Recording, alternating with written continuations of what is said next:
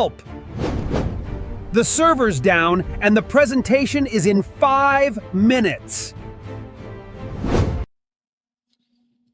Alrighty then. Hello.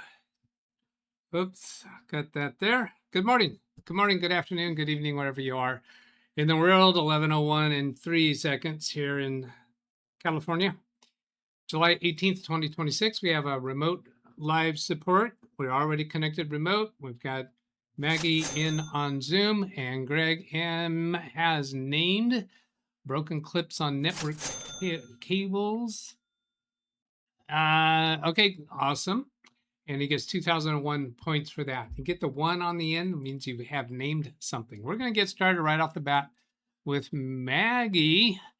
And Maggie has been on the show a few times before. I'm going to start with giving you a little bit of orientation of what I know so far about this, which is basically just the email that she sent me. Maggie Lancey, and I believe her husband's name was Jim, and I think previously we were dealing with Bluetooth sound issues. She says, "Hello, Doug. Hope all is fine with you." Yes, it is. Thank you. And my computer acts strange sometimes. Can't we all say that? Really? I cannot get upsites at times. Gmail takes a while and it operates slow. I turn it off and wait for a fair amount of time, and when it comes up, it is fine. Strange. It could be something in settings. Not sure. It is acting fine at this time. Are you having a session tomorrow? So this email came in yesterday. Yeah, judging by the date in the upper right corner. I'm thinking of perhaps coming on and having you take over the computer and see if you see anything. So yeah, that's what we're going to do. So I'm about to bring Maggie on. Most of the time, we're going to be having Maggie on audio only, not with her camera. The reason for that is she's got a setup right now where her laptop with a broken monitor, she can't see anything, has the camera. She's looking at this monitor over here. So if we bring her up on Zoom very often, we're going to just be seeing the side of her head. So I've asked her to come on and just look at the camera to say hello. So you guys can remember her. Now let me see. There's, oh yeah, Maggie. I think that's Jim there. So Zoom Doug mic, that's on. Let's see if we get this on. Bring over here and then Zoom audio on and bring her up, her Zoom up full size. And then I'm going to change to, let's see, get this on gallery view rather than speaker view. And I still got something wrong there because I got a weird kind of imagery. Oh, I see what's going on. Almost with you, Maggie. No, not there. Oh, that one. That's why. Okay, so now I'll turn Maggie's microphone on. Ah, there. There we go. Say hello to the camera, Maggie. Hi, I'm Maggie. Hello. Is Jim there too? Is he going to say hello? No, he's not. He's watching the British Open. All right, that's fine. So I'm going to take you off screen and let you describe what's going on, because I know it's more comfortable for you to look at your big screen. And let me actually bring, should I bring your, yeah, I might as well bring your computer up on screen for this. Okay. So I'm minimizing Zoom for Maggie and then bringing her on screen and turning my picture-in-picture on. Okay, go ahead and tell us more about what's happening. Okay, so very weird. I have Firefox as my browser, and it goes around, fine, and everything is wonderful. All of a sudden, it happens intermittently. It's like a car with something wrong with it. So, like, this is the second time now it's happened in the last week. It'll go on a white, kind of a white screen. I can kind of see anything I have in my tray or the top vaguely, and a blue circular will go around and around. I can't get on anything. It won't respond. It says Firefox not responding. So I'm like, what in the heck? And so, so I turn off my computer and put it back on, and it takes forever, ever to finally get it on. It's just going through HP on my laptop, and it sits there, and then finally, and then I see a bird. I don't even see what you see on the screen right now. And then finally it says Maggie signing in. I mean, it's just like, it feels like forever. So then it comes back on and it's fine. And so a couple things I'll tell you, and that is I have Windows 10 and I did the extension of security. But what's happening is I looked at Windows Update in the browser, the back settings, and it doesn't give me like it used to when I didn't do the extension. On the bottom right, it doesn't say update now. There's an update going to be going on. You don't turn off your computer. So it'll update, but there are updates when you go there to updates, and some of them are downloading. They don't download, they're an error. So Jim has the same situation, and because he has an extension that has Windows 10, and we think that they're not updating anymore, they're just extending it for security and not updating the computer. So so we don't know if that's it with my problem, but I'm just mentioning that part to you. And then it just seems I'm not sure. I figure it might be in the settings. I know computers pretty well. I can get around pretty fast and do things, but when it comes to the back office or the settings, or I might have it on something that I shouldn't. Maybe something needs to be eliminated. I get rid of my temporary internet files. I get rid of, I clean it up and everything like that, and get rid of all that stuff. But I don't know what's going on, why that happens. So, All right. Yeah. So does that help a lot? Yeah. That adds a whole lot more from what you had in the email, and the direction that I was thinking based on the email I have tossed out because you're describing a different scenario. So I'm going to review that here for my thoughts and for the audience. My computer acts strange sometimes, and I'm showing the email here. I cannot get up sites at times. That made me think that it was a problem with browsing sites. But the way you described the whole screen going white, and then when you restart, it took a long time to restart. You said the Gmail takes a while. These things were the thing that was jumping out at me about this was DNS settings I was wanting to look into. But this sounds like it's not just limited to web browsing. Turn off and wait, and something in settings. I'm not a big fan of settings, because if it was something wrong in settings, I'd expect it to be more consistent. And you're describing a problem that's just occasional. Is that correct? Yes, it's intermittent. It happened a few days Yeah. ago, and then it happened yesterday. Okay. All right. So I have some new lines of thinking that are coming up in my mind. I'm going to take a look and see if there's topics on this yet. Let's have got broken clips on network cables is topic 1. There is no topic 2 for Maggie yet. If somebody wants to name that, you can maybe do a 2 space within quotes. Maggie would be sufficient so that people can chime in. Now, let me point out for people in the chat room, if you have such suggestion or something to say about this and you don't put it on a topic, I will not see it, most likely.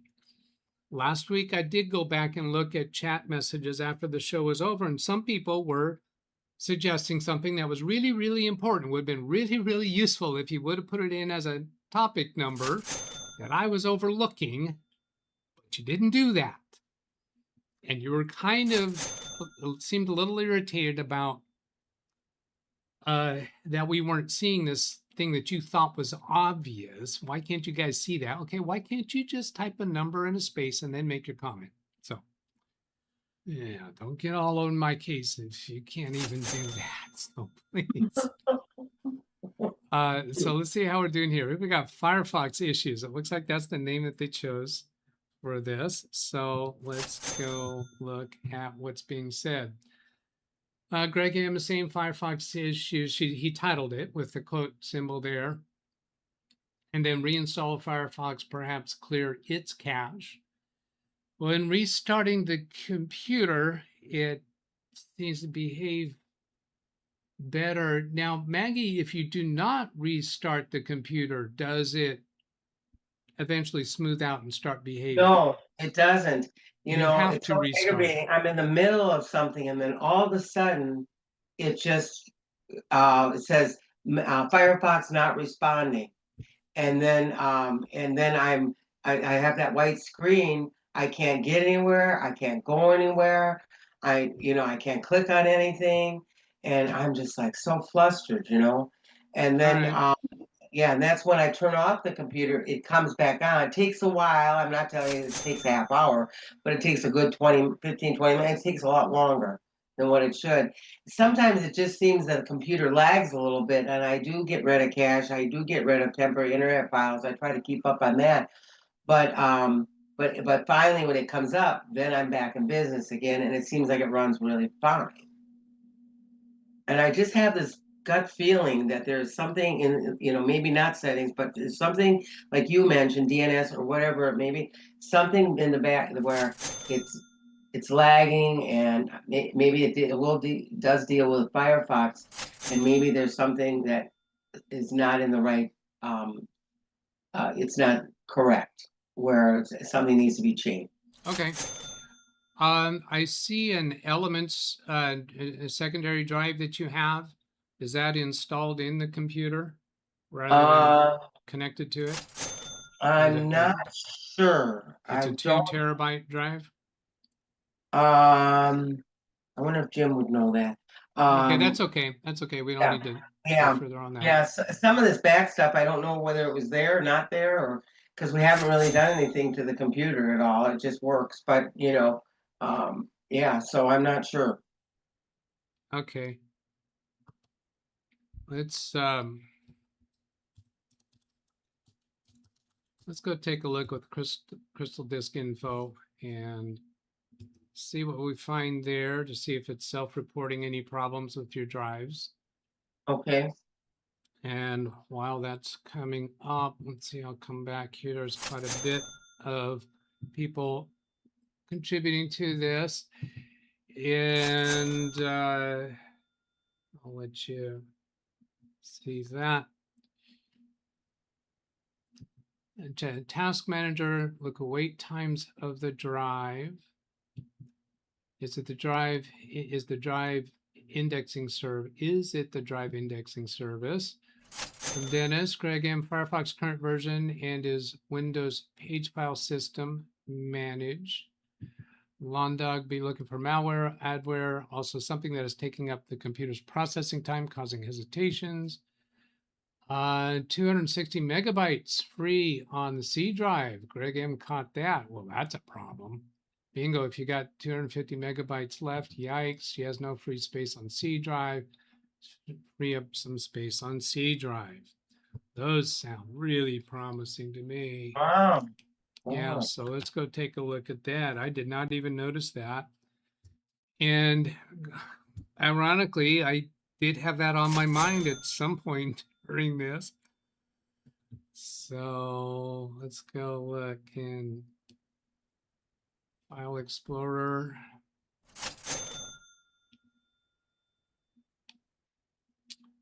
I'm going to right click C drive. He must have seen that on in drive management. I'm 801 gigabytes free on the C drive. Where in the world did you see such a small number? Who was saying that? I don't see that so low. It's 800 gigabytes free. Yeah. So no, whoever was saying that about free space was wrong. Greg M. I don't know. If you want to give me more on that, or did you just see something? It's not 200 megabytes free. It's 800 gigabytes free. Yeah. So I'm going to dismiss that. Greg says he could have sworn that he did seen that. Fortunately, he did not swear about it. So, all right. So we don't need to do a disk cleanup or anything. Yeah. Okay. No, not at all. Okay. So there's been a lot of things suggested. I can't do everything all at once. So at the moment, I'm going the direction that I'm attracted to. Lee's thinking possibility failed update. Crystal disk info. Yep, that's my inclination, Grish. And then there's no X to get out of that. I'm just trying the escape key to get out of that ad. No, I don't want to view the short ad. It looks like it's going to force me to see the short ad before it's going to let me on the web page. Oh. All right. I think I got to do that. That's really, rude. And there's one I can close this. Okay, so once the ad starts, I can close it. But I have to see it. All right. Now, let's see where this is. There's some tricky things about where you start your download from in here. And I think my usual method was to come down to one of these standard edition, because I don't want to get one of the fluff ones. I'm going to turn off my picture there and the things around here. Can I get rid of that? You got to be really careful about these download buttons because some of them are actually advertisements. Now, when I float over this download button, bottom left corner of the screen shows the URL that's going to activate if I click on that. Where it says Crystal Disk Mark Info Download. So that one I can do, but I don't want to click this download because that's another advertisement. So I'm going to click on Close. And is this actually launching the download? I'm going to give it a few seconds and see if it actually starts the download up here in the upper right corner. Trying not to put my mouse quite on it. I think I have to do another click before that actually happens. Because they're trying to trick me in again. This is the wrong download button here. That's for Converter Suite. So I'm going to try scrolling down a bit. Yeah, Grissom Lab is saying use an ad block. Now here, this installer zip source code. I think it's the zip that I usually prefer. XP Server 2003 or later. Please wait before downloading will start in 7 seconds, it said. Yeah, Grish Lab's saying the portable zip, which I think is the one that I selected. Grish, give me an exclamation mark Y if I selected the right one, in your opinion. Okay, there, that says completed. I kind of like to go on the folder when I'm launching things.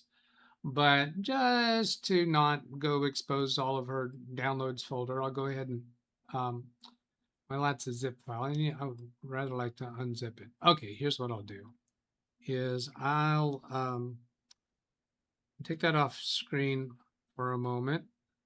Studio mode, bring that back. And Rand Israel says it's the right one.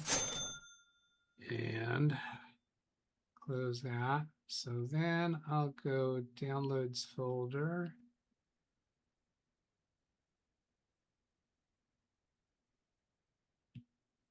Let's see.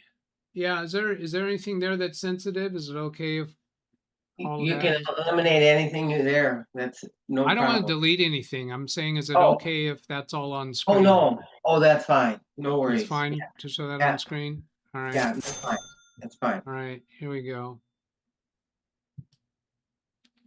Okay, so then I'm going to do a right click on that and extract all.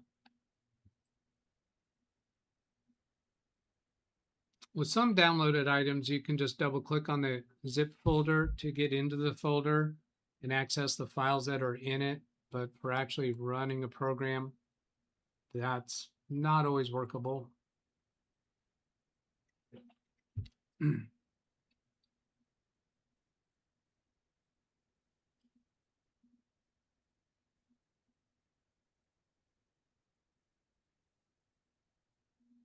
And Grish Labs, the exclamation mark is just a way to get me an immediate on screen.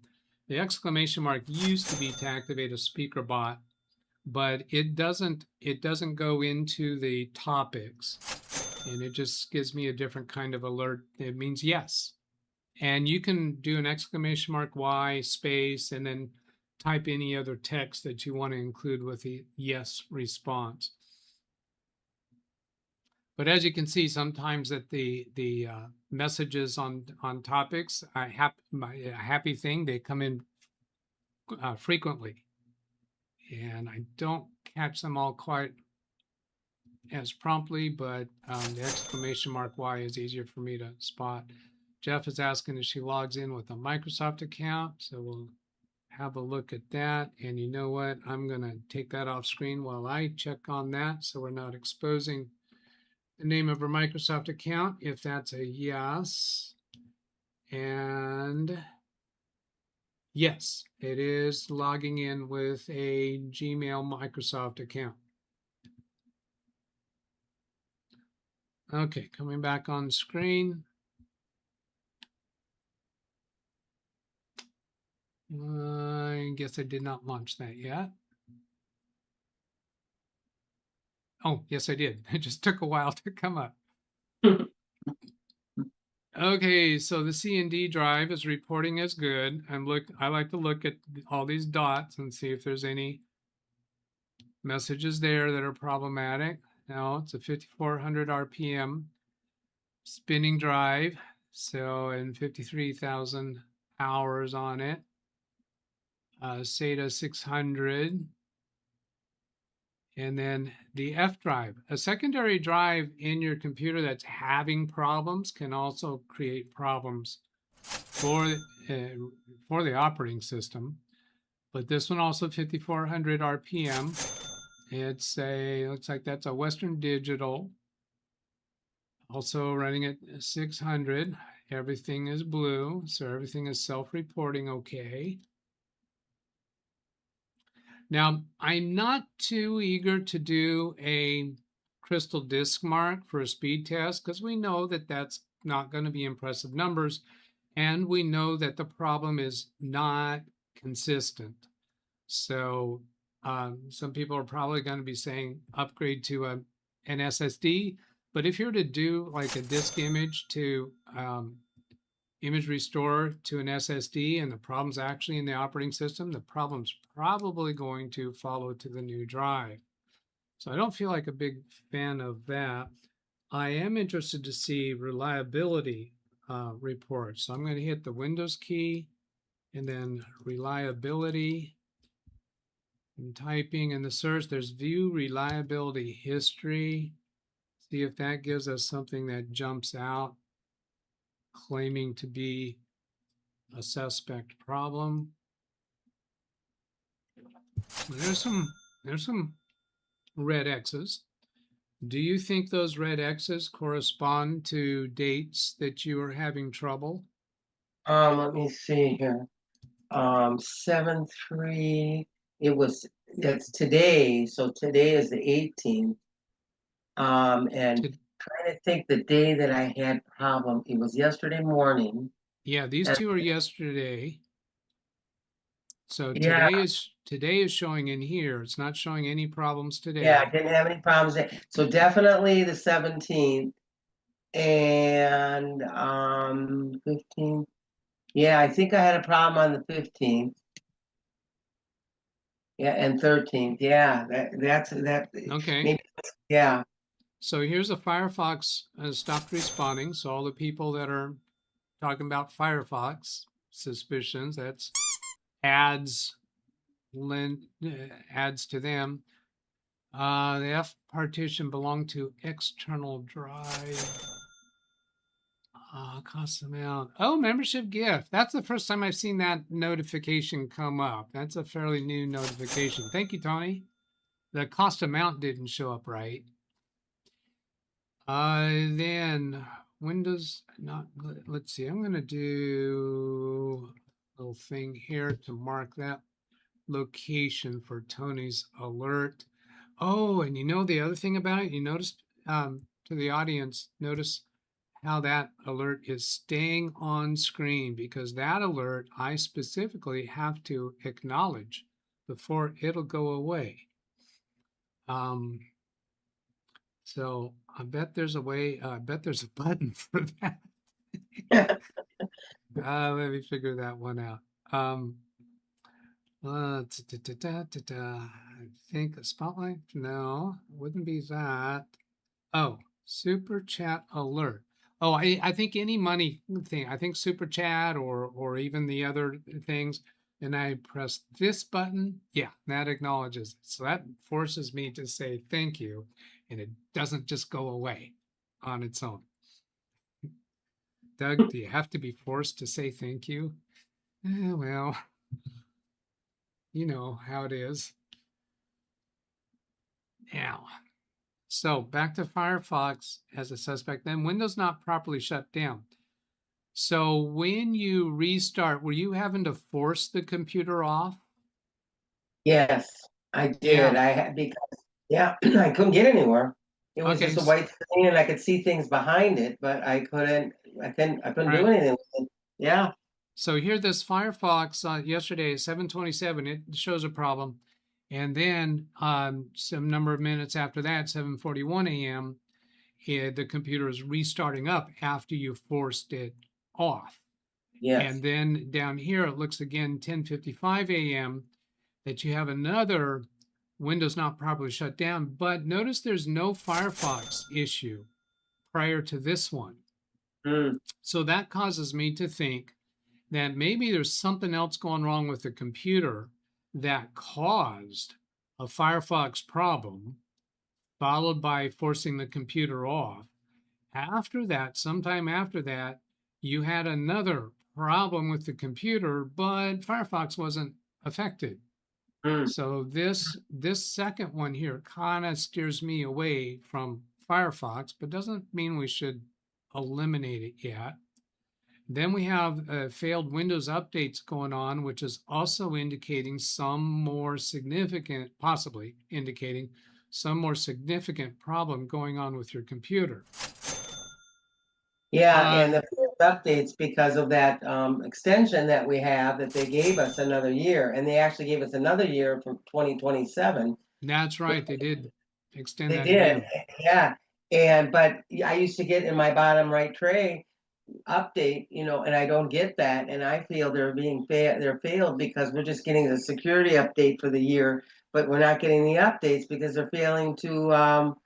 Now here it says successful Windows update, but those two are failed. Now there are updates that fail, and a lot of people have a problem with them failing because of something with Microsoft, or they just have a hiccup.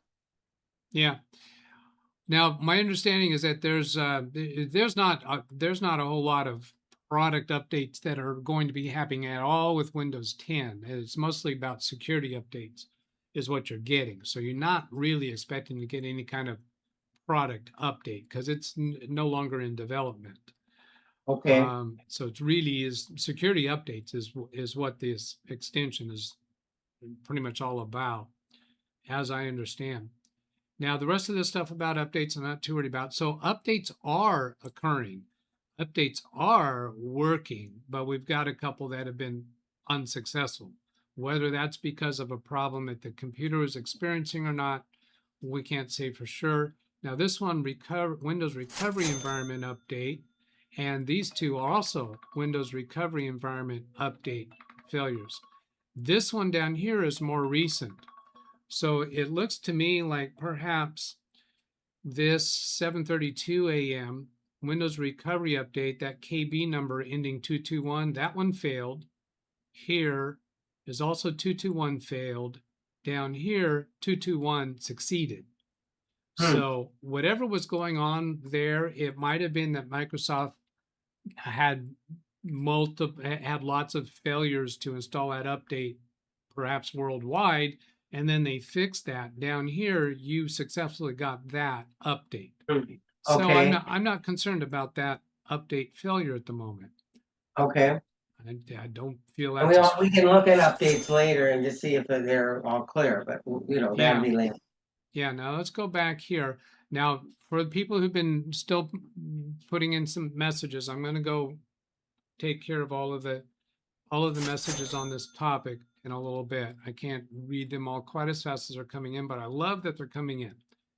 Now, here's another Windows not properly shut down. And going through what I'm going through now is for all of us to better understand the whole environment of what's going on. In fact, I kind of wonder if I might need to go through those chat messages from the most recent and then go back in time, because some of you may have changed your mind about what you think.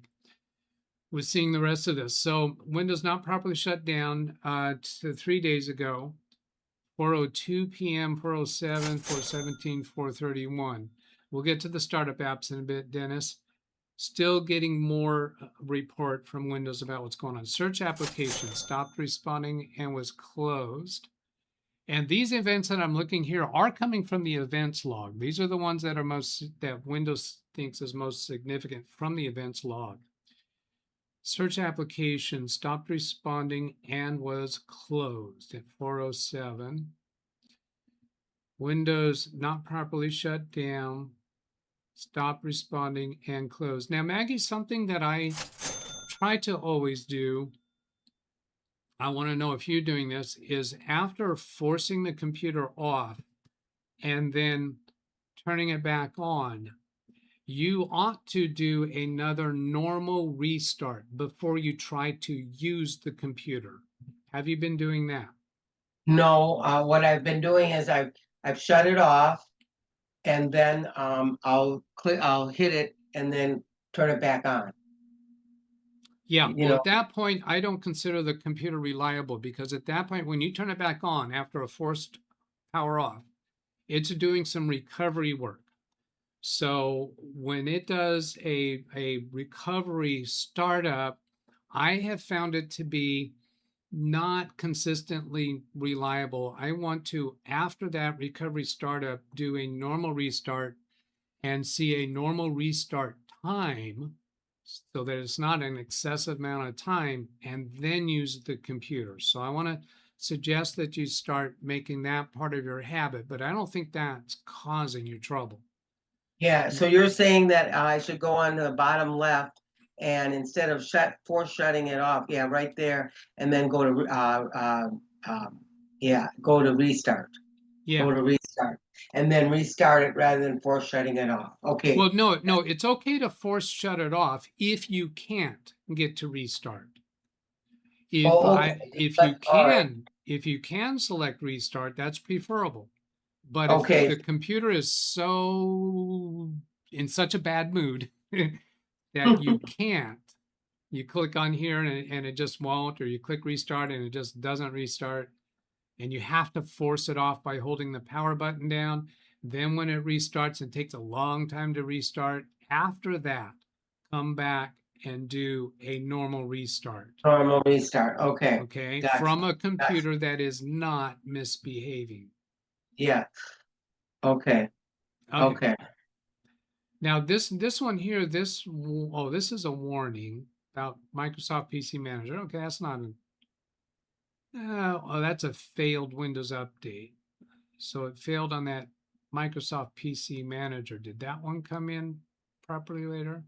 I'm not quite so concerned about that one as far as potential source of trouble. And then here, start menu experience host, stop responding. So this is a unique critical event, different than the others, which points again to something else going on, something different than, Firefox or updates, something else about your computer that is preventing things from operating normally, because we're getting a variety of different things happening.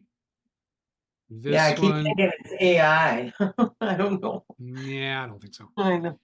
Okay, so I'm going to go now and so the audience knows a little bit. I'm going to let them know that I'm bringing up your Zoom windows so you can see where I'm going next. And I'm going to go to the chat display so that we can see what else has been coming in, because there's been a lot of topics or a lot of responses coming in.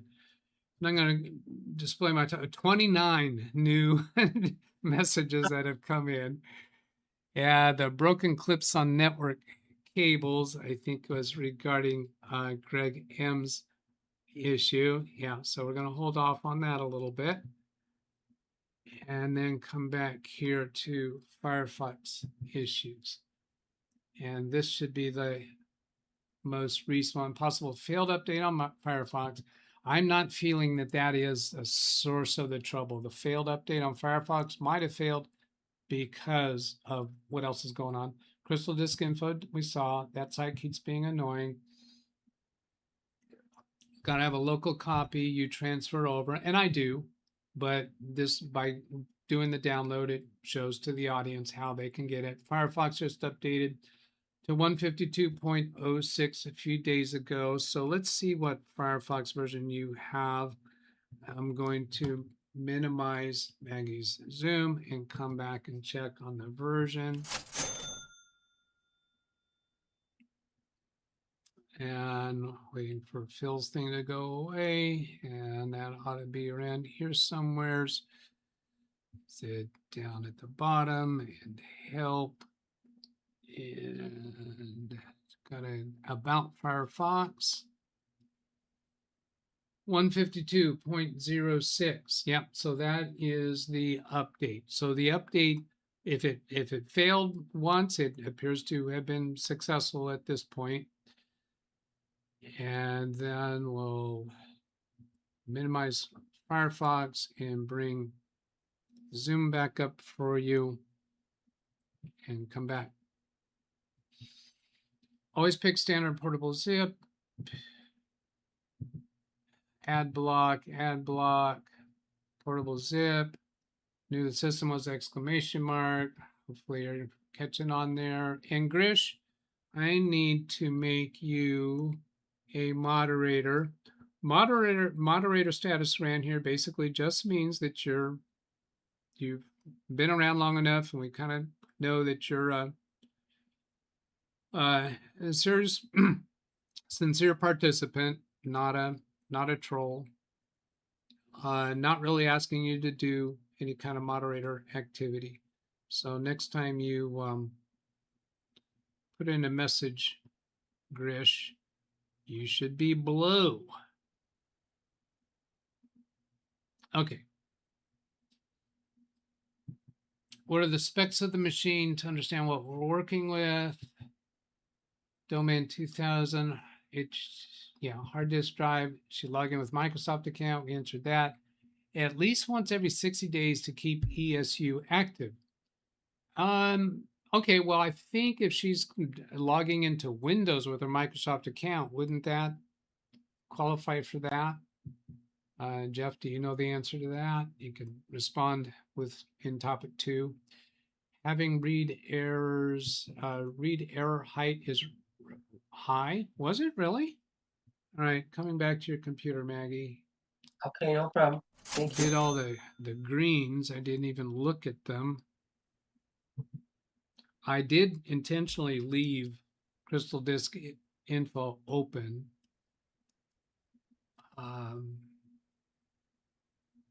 Read error rate. Current 84, worst 64.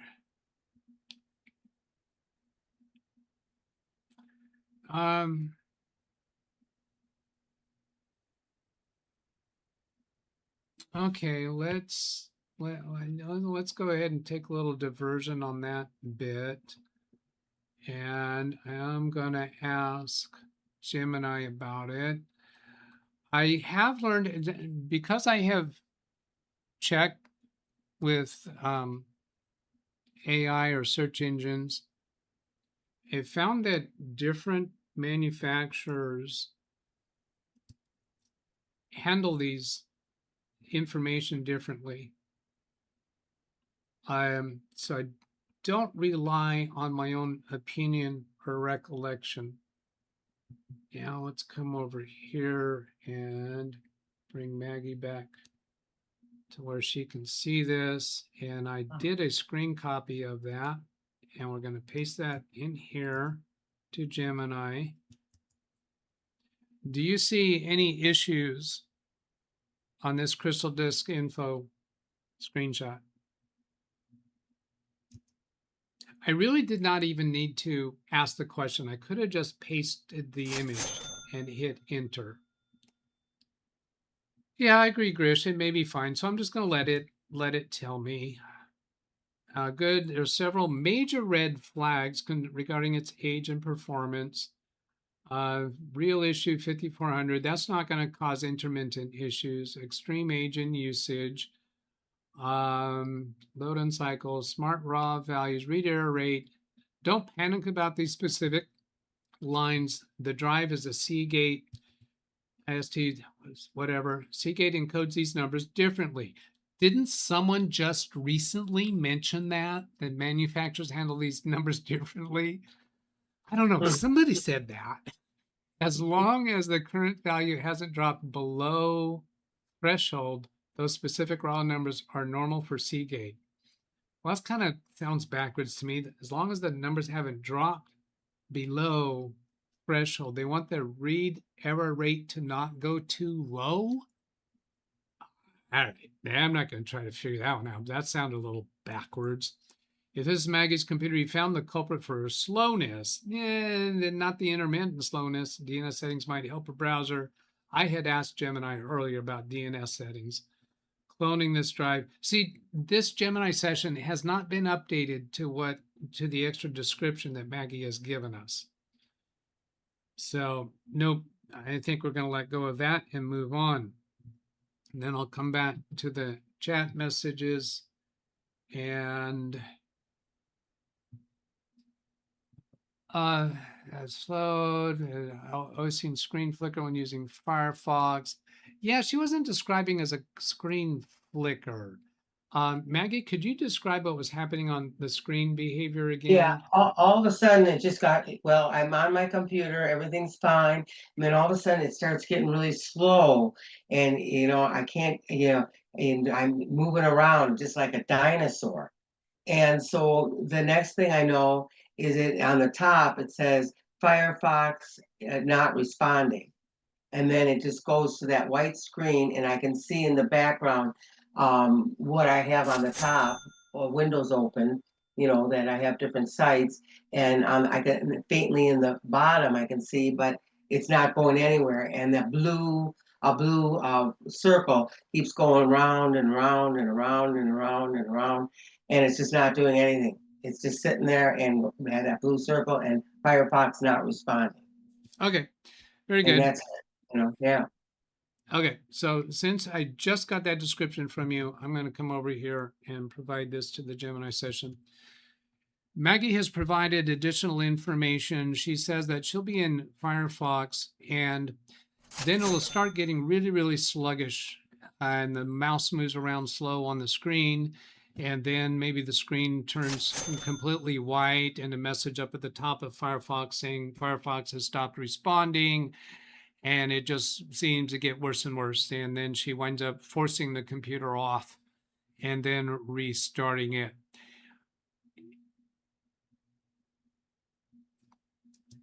Okay, so I'm going to add one other piece to this prompt. I'm coming back to Maggie's computer, and I believe that I also left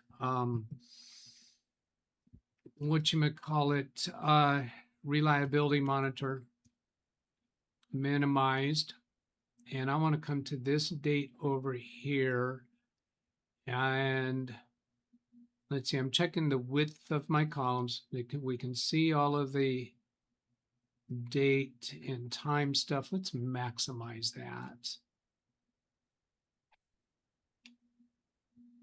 And I'm gonna give it a few screenshots of this stuff because I found all those 3 days combined to be useful information. Now I'd really like to see more of the bottom of that, but I don't think that's working.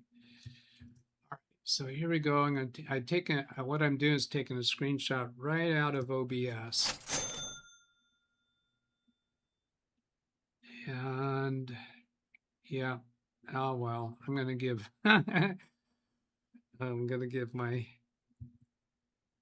smiling face to Gemini as well. Okay, so I have already pasted that into the Gemini prompt. And I'll go to this day and do another Shift Windows key S to drag across that for a screenshot and paste that. And then do another one here.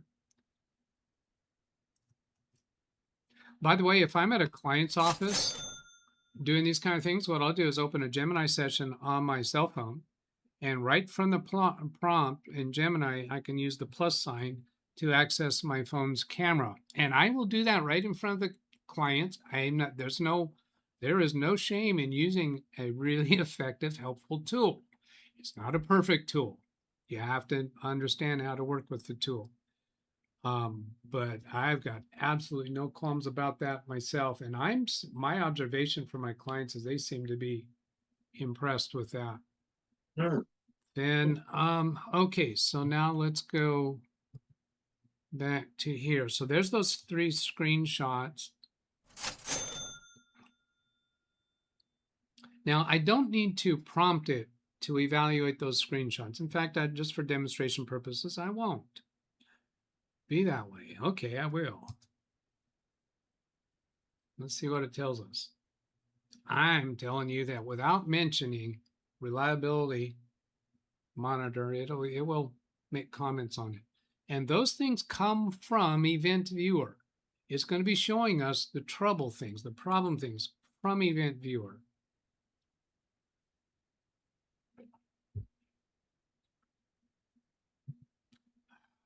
Let's go. Maggie's description of the issue aligns perfectly with what Windows Reliability Monitor is reporting in these screenshots.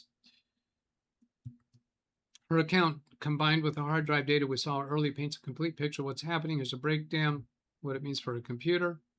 Evidence matches her story. Screenshots confirm. Also review issue is system-wide, not just isolated. Firefox. Didn't somebody say that a while ago? Who? I don't know. Firefox crashes, reliable monitor logged such and such. Forced shutdowns, ended up forcing the computer off. Log confirms this. Other core system freezes. Problem goes deeper.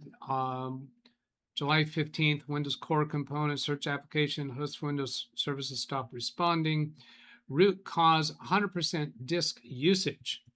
When the screen turns white, the mouse gets sluggish, and apps like Firefox start menu stop responding. It means the computer's processor is waiting for data to load, but storage drive cannot serve it fast enough. Because we know she's running an aging 5400 RPM mechanical drive, her system is almost certainly hitting 100% disk usage. That kind of makes sense. Maggie, do you think you might have a lot of tabs open when this happens? Sometimes I do. I mean, let's rephrase that. A lot of times, well, I'll always have my email up. Excuse me, and then I have maybe 2 or 3 other things up. When I'm doing some research, I probably and I don't do research a ton all the time.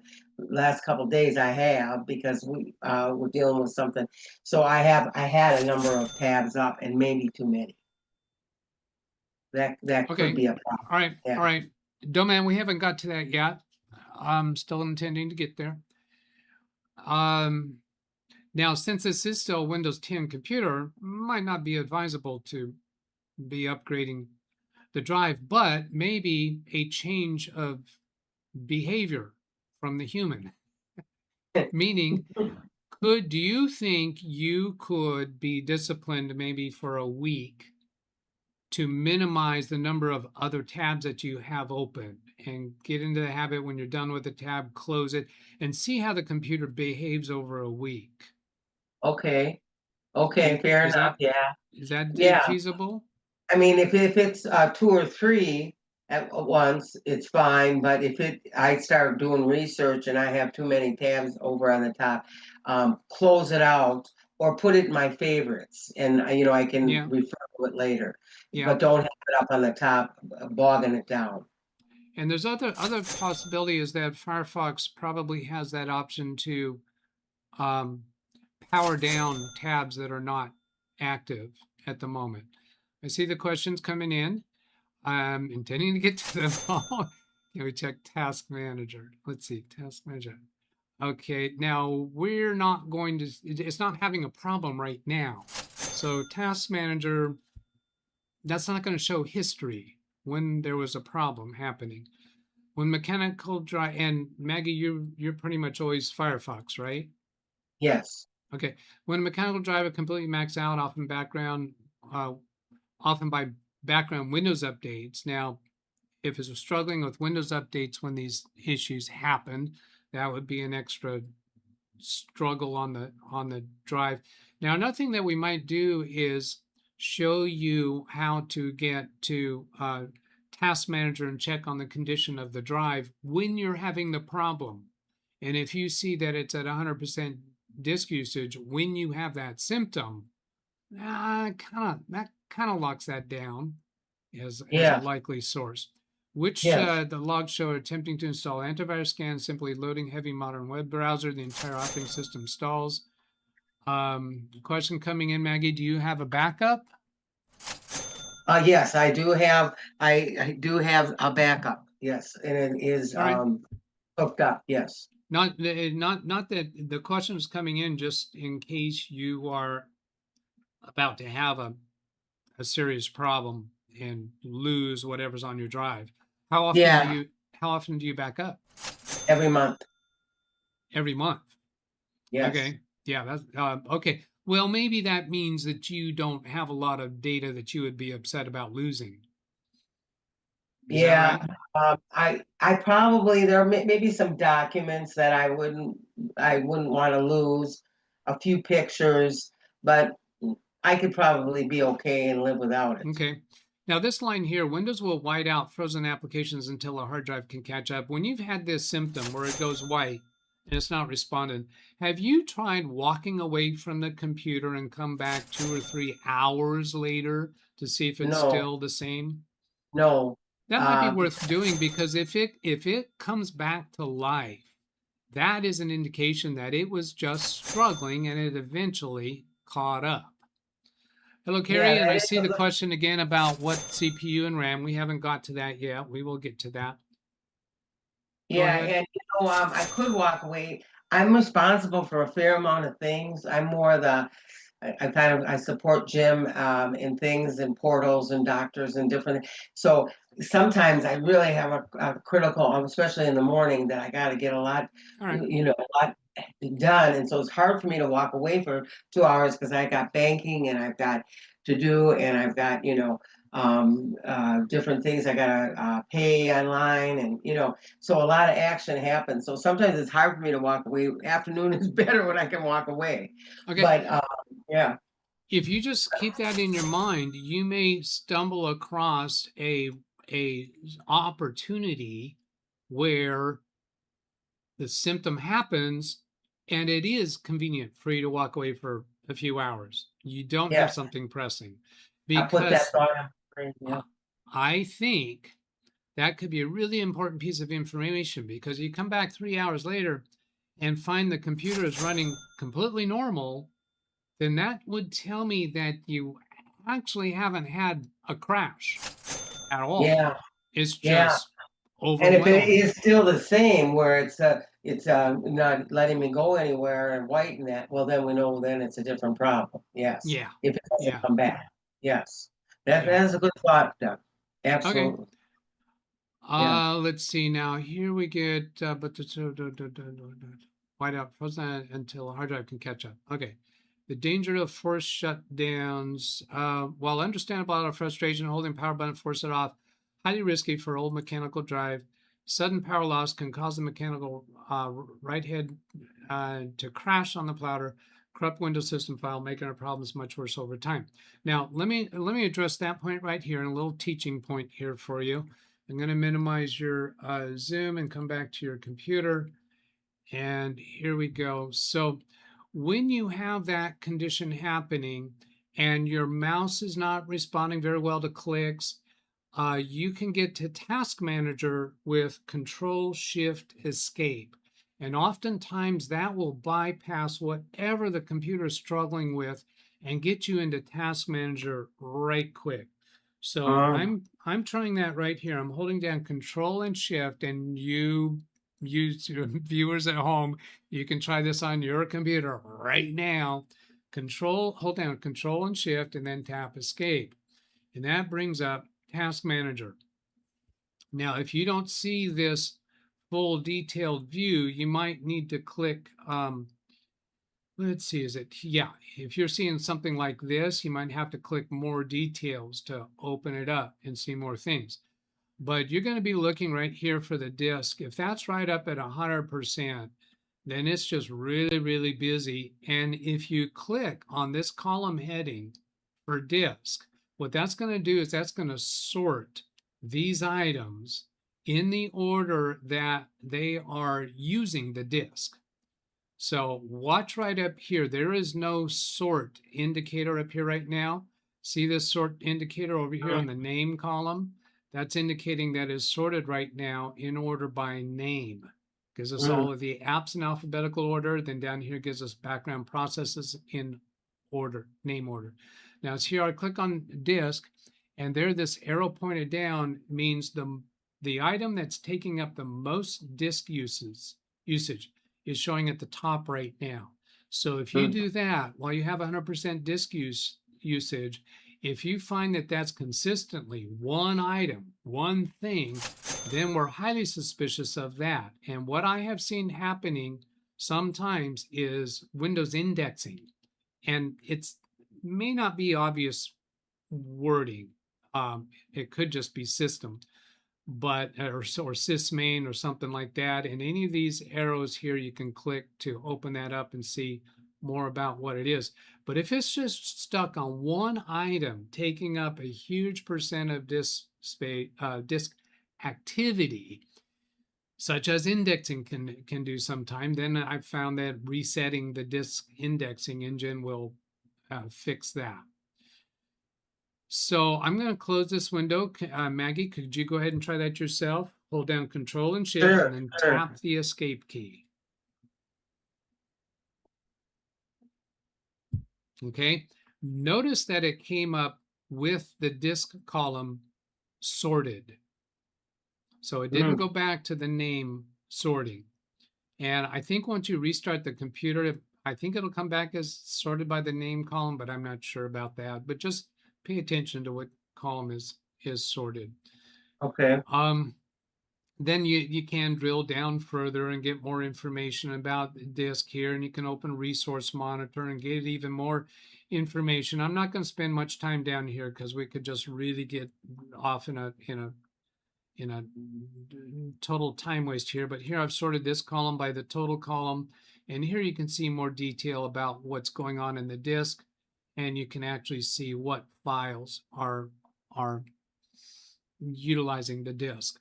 All right, so let's close that down, close that down.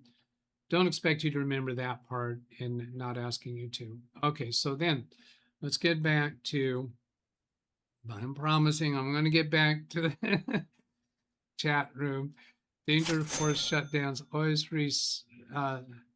sort by response time.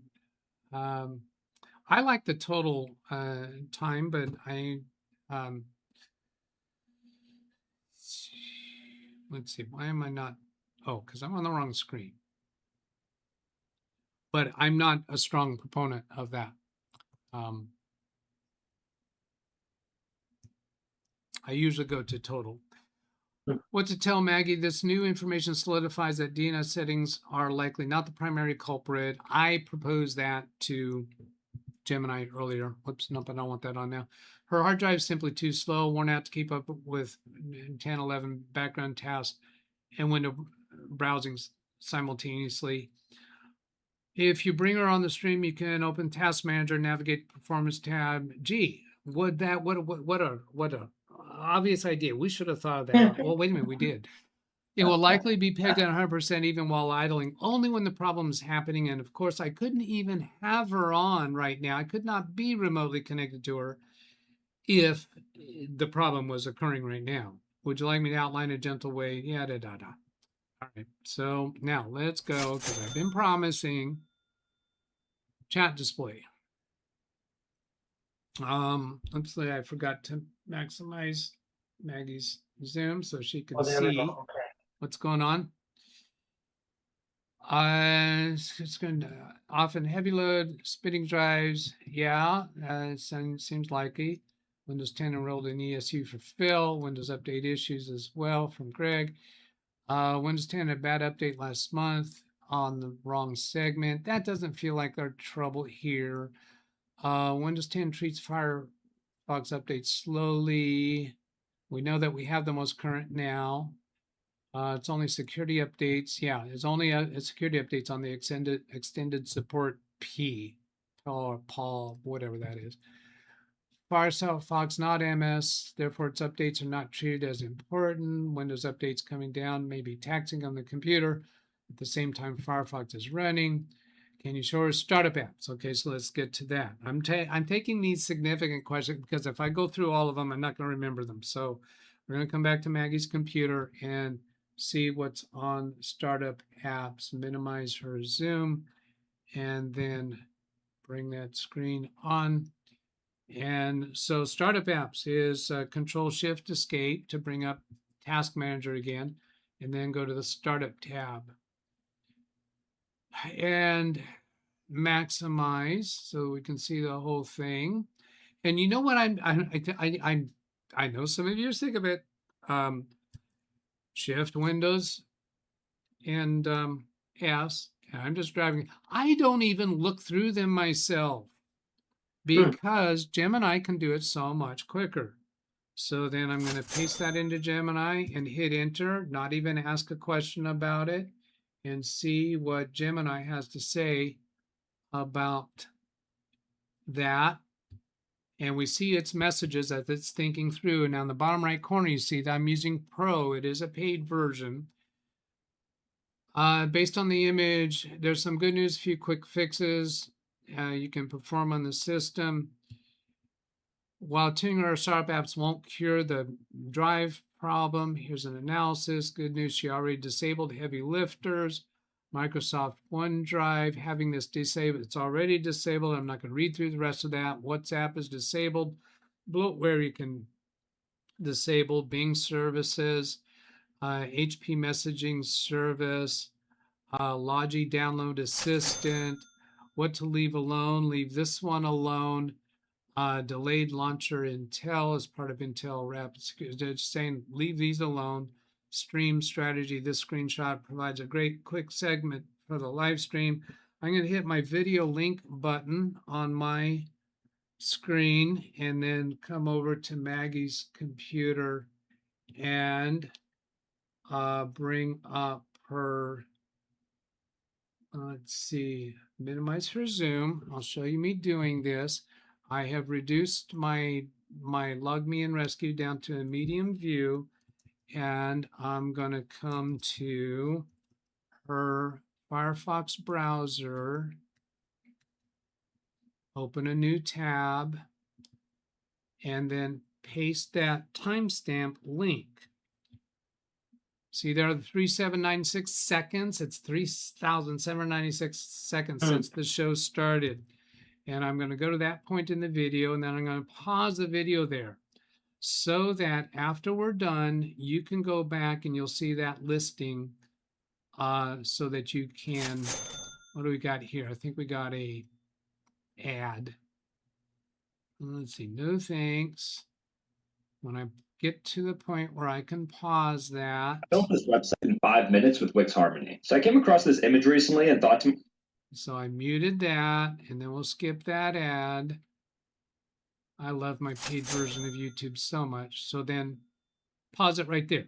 So I'm going to leave this pause. So after the show is over, you can come back here and make those adjustments if you so choose. Okay. Okay, what it's telling you to have and remove. Right. You know. And if you just rewind there, you'll be seeing the upper part of that. Very good. And so on. That's, Okay. that's super. Yeah, that's All right. super. So then we'll minimize that and then bring your zoom back up and then come back to, let's see, I need to finish this, no, over here. Bloatware disable, and then what to leave alone. We saw that stream strategy. Okay, we don't need anything more there. So then back to the chat display for topic 2. Go down 1. Check Windows event logs. Yeah, so we have checked Windows event logs by virtue of Reliability Monitor. There's no, if we go back to Windows event logs, it's just massive amount of clutter. Reliability Monitor narrows that down to the things that are important. An update ending after 2.8 or 7.8 was a bad update. That would have been for Firefox. Firefox reports quick close of Firefox. Yeah, that doesn't appear to be what's going on. You could also use that. Maggie used the task manager to end task on Firefox. And then just click around to other things on your Windows desktop and see if the computer appears to be okay. And that would imply that Firefox's load on the computer, what it was, the demands it was making of the computer, were the source of the trouble, but still very possibly due to the slow hard drive and having lots of tabs open. See, that was Jeff giving me a yes for something. Now, because he didn't do an exclamation mark Y, I probably didn't notice that right then. The exclamation mark Y is more noticeable to me. So you're saying that go to Task Manager and basically just see what's up, you know, as far as a priority goes. System. Okay, let me demonstrate that a little bit better. So I'm going to bring your screen up. They're going to see a mirror and mirror effect because we still got Zoom open. I'm going to minimize your Zoom. Oh, here it is. Wrong minimize button. So here's Task Manager on the Processes tab. Yeah. And you'll see Firefox in here. So what I was referring to is when you see the symptom happen, do the Control-Shift-Escape, come here to Firefox, right-click on it, and just end task on Firefox. Oh, okay. After doing that, then click around on, I'm using Windows key D now to go to the desktop. Except that it didn't, probably because I had that menu open. Windows D, there we go. That minimizes everything that's opened, except that it didn't. Right? It is Windows key D. It's supposed to minimize everything. There. Oh, you know what? It was slow. It was just taking a while to respond. So once you end task on Firefox, then just come down and click around on things, single click. Don't actually launch them yet. Just see if they highlight promptly. Click on your Windows button. Does it open promptly? That was a little bit sluggish. See, we might actually run into a problem while we're connected to your computer. So Control-Shift-Escape. I didn't actually need to press that because it's still open. But notice here, your disk is not overwhelmed right now, and we know there's a few Firefox things open. Right, and it's not overloaded, and it's still operating. Yeah. She's got Zoom running on this computer. She's got my remote control running on this computer right now. She's got a few tabs open on Mozilla Firefox. And just looking down there, what disk management is still open. Crystal Disk Info is open, but it's not actively doing anything. There's not, for disk activity, there's not much going on. If we sort by the CPU column, we see that Zoom meetings was taking up stuff. Rescue is taking up stuff. Firefox is taking up CPU cycles. We can also sort by the memory column and see what's occupying a lot of memory. But none of these are alarming numbers. These are all Right. absolutely fine. Yeah. Yeah. Okay. Now that is good. Yeah. Okay. All That is right. good. Yeah. Okay. So now I'm going to bring back your Zoom and come back to chat. Domain 2000, talking about the drive. AI from Arnold. Does this happen when she's... Oh, okay, good question. Do you experience symptoms when you're not using Firefox? Firefox is not Okay. even open. Okay. I have my Gmail open. Always my email open. It's Firefox. So that is always there. Always My there. Okay. always there.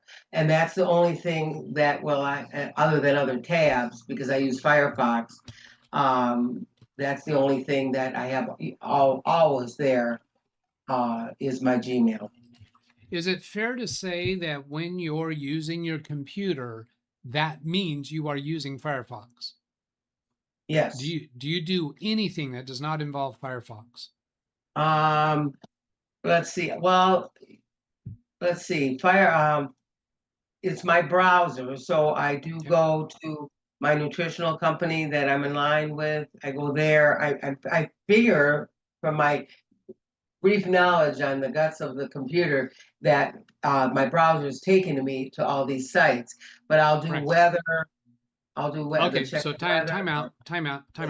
I think what you're telling me is there are no programs on your computer that you use separate from Firefox. Everything No, you do involves everything. It's Firefox, just right? Firefox. Okay. Yeah, my So, browser. Yeah. all right. So we're not going to be able to see problems happening when you're not using Firefox because everything you do is Firefox. Firefox. Okay, so let's moving on. Then now somebody else had asked if you have tried other browsers. I'm not feeling real attracted to that because it just is feeling so much like it's a hard drive issue. And what we really like to do is get into Task Manager when you're having the symptom and take a cell phone picture of that screen. Okay. That way, Yeah. in case we are working on this another week, we would be able to see that. Greg M is saying, try closing down Firefox periodically. That sounds like possibly a preventative measure.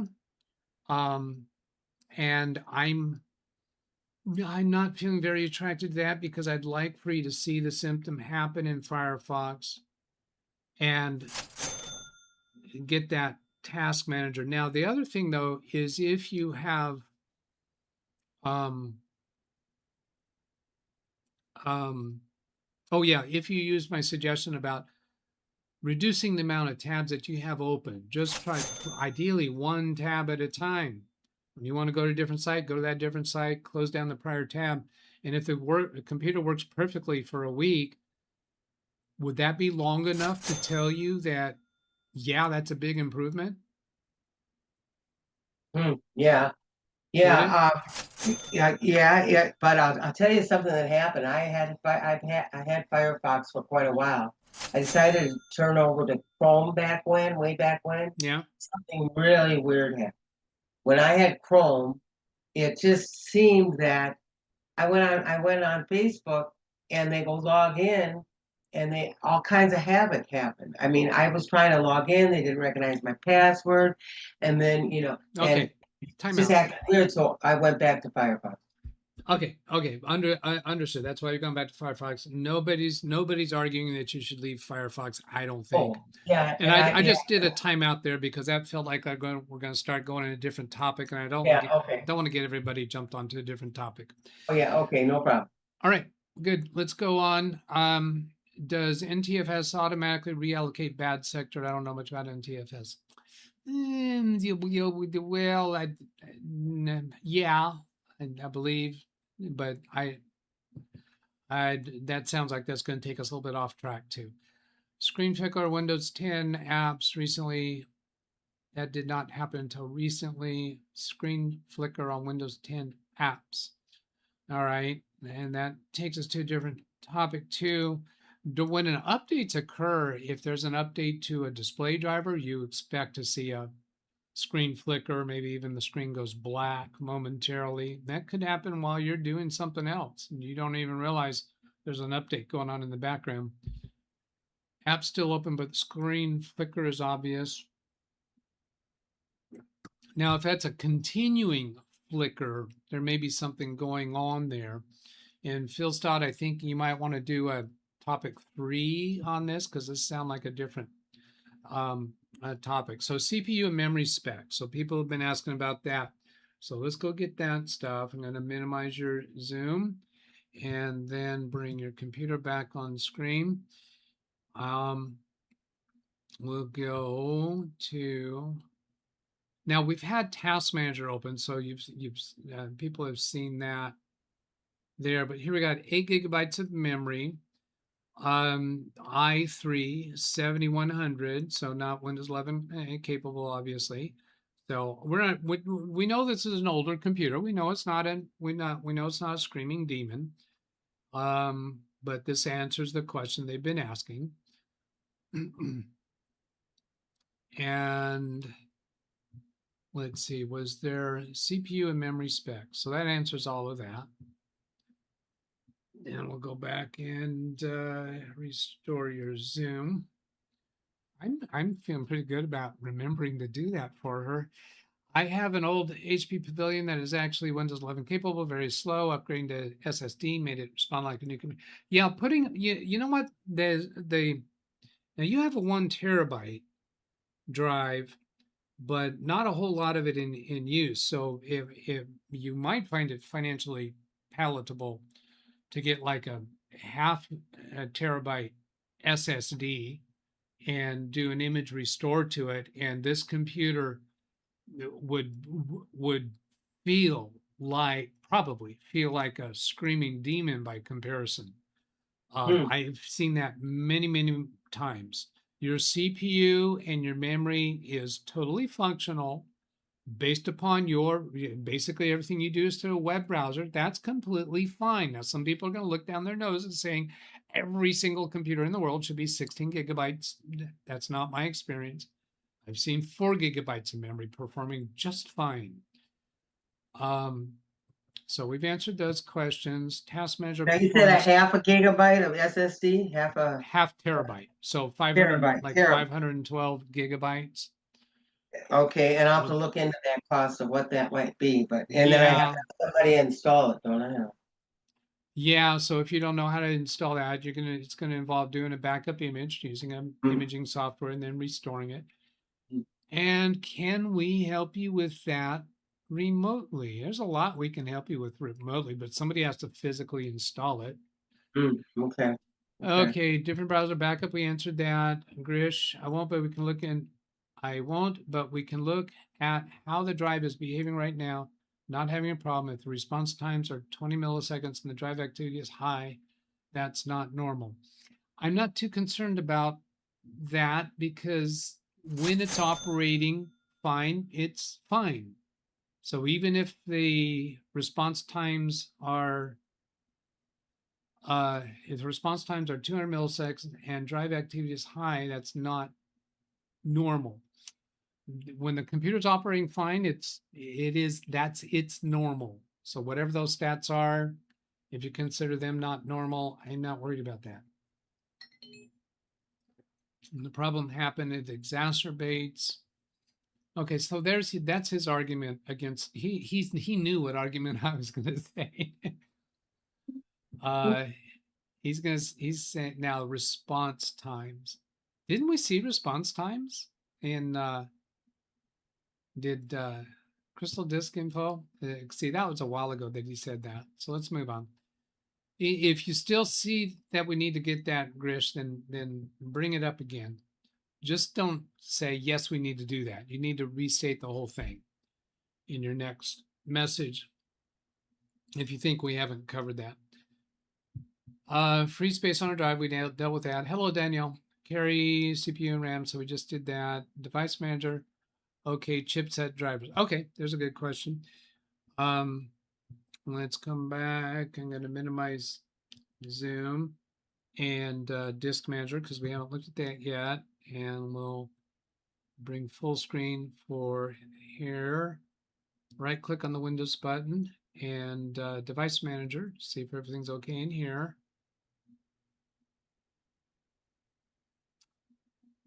Drum roll, please.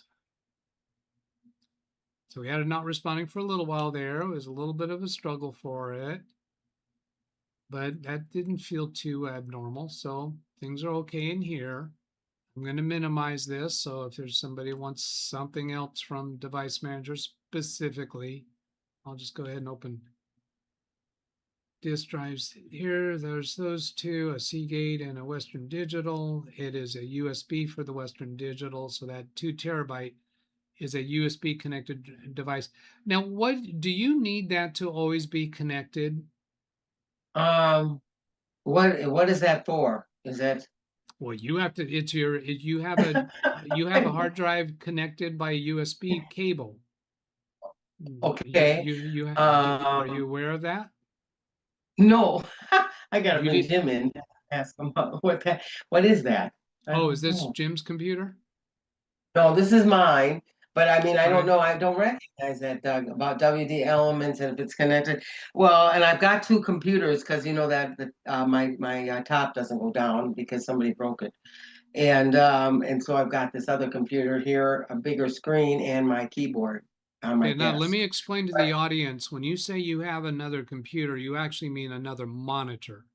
It's Yeah, not yeah. I have a laptop on the left, and then back in St. George, a computer guy came over, and one of my friends, and by mistake he bent it back and broke. I Okay. can't close it. I can't close it. Okay. So we got another monitor and my desk with the keyboard. So Okay. it's a laptop. It's going off the laptop. Okay. That's broke. That's enough. Yeah. Okay, let's move on here. Right. Okay, so we'll come back to what do I want to do here? Oh, yeah, move that back down and maximize that and come back to chat. I'm not going to pursue the chipset drivers at this point because when the computer is operating normally, it's functional. It's fully functional. Not forget all those programs in the background starting up automatically. Yeah, okay, we've done the AI evaluation of that so far. Disk cleanup, no, because I'm not going to go down that road because when the computer's operating fine, it's operating fine. Knowing the specs up from really provides context. I recommend starting there. If the machine only has 8 gigs of RAM, potential for swapping memory to the drive makes it worse. Again, when the computer's operating fine, there's no problems. One thing I've stopped doing, using Firefox to play video content, that will bog things down. Yeah, it doesn't sound like that's what's happening. In her case, I always sort by response time in Resource Monitor for hard disk drives. Total just shows total, not what's happening right now. Now, my understanding is the total is the writes and the reads. Is the total of the writes and the reads. So it's the total of what's happening now for the writes and the reads. Do you think I'm wrong about that, Krish? I think having 8 gigabytes RAM causes a lot of swapping, especially when Windows updates happen in the background. Many things open. Which goes back, if the drive is faster, if it's an SSD, that would fix that issue. But 8 gigabytes of RAM, let's go over here to Maggie's computer and do a little briefing on that. So we get back to Task Manager down here, maximize it, and go to Performance, and then go to Disk. And let's see, active time, response time, read speed. Just says, oh, look at that, page file, no. There's no page file. Oh, that's not a happy thing. That's why I wasn't seeing. I was looking for the status of your disk swapping, hard drive swapping, and page file. No, the USB obviously is no. Ah, it's not a happy day. Yeah, so I was expecting to see here the status of your swap file. I said, wait a minute, where's the number? It's not there. So let's hit Windows key and then advanced. And then we'll go advanced system settings and then performance and settings and then advanced. And then, wait a minute, paging size for all drives is showed here. Am I thinking something wrong? Automatically manage page files. So automatically managed, system managed, recommended, currently allocated, 2.9 gigabytes. Well, that looks okay. What am I looking at wrong, people? Adjust for best performance of programs. That's certainly what we want. Now, visual effects, you could, on a slow computer, I will typically change to adjust for best performance. See all these check marks here? There's currently only 2 not selected. These 2 in the middle, save and show. If we switch to best performance, that removes a lot of those. If we say best appearance, that check marks all of them. Let Windows choose what's best for my computer. It removes those 2 check marks. But I have oftentimes observed and asked people if it's performing better with this and they like it. But there's 2 things in here that would want to turn on. Smooth edges of screen fonts, because the screen fonts will be very difficult to read if you don't put that check mark. And then what was the other one? Slide open Windows contents while dragging. No. Thumbnails instead of icons. I think it was this one that I like to have on. So we're gonna leave that on for you at the moment. And I just did another of my You gotta hit apply, right? Apply. no, as soon as you Oh, you click didn't need OK, to? Okay. Oh, you when didn't you need do to OK, apply. it applies it. I haven't done apply yet, but here Okay. I'm giving you this point in the video, and we'll pause it so that you can be reminded of that. No, that's going to give another advertisement.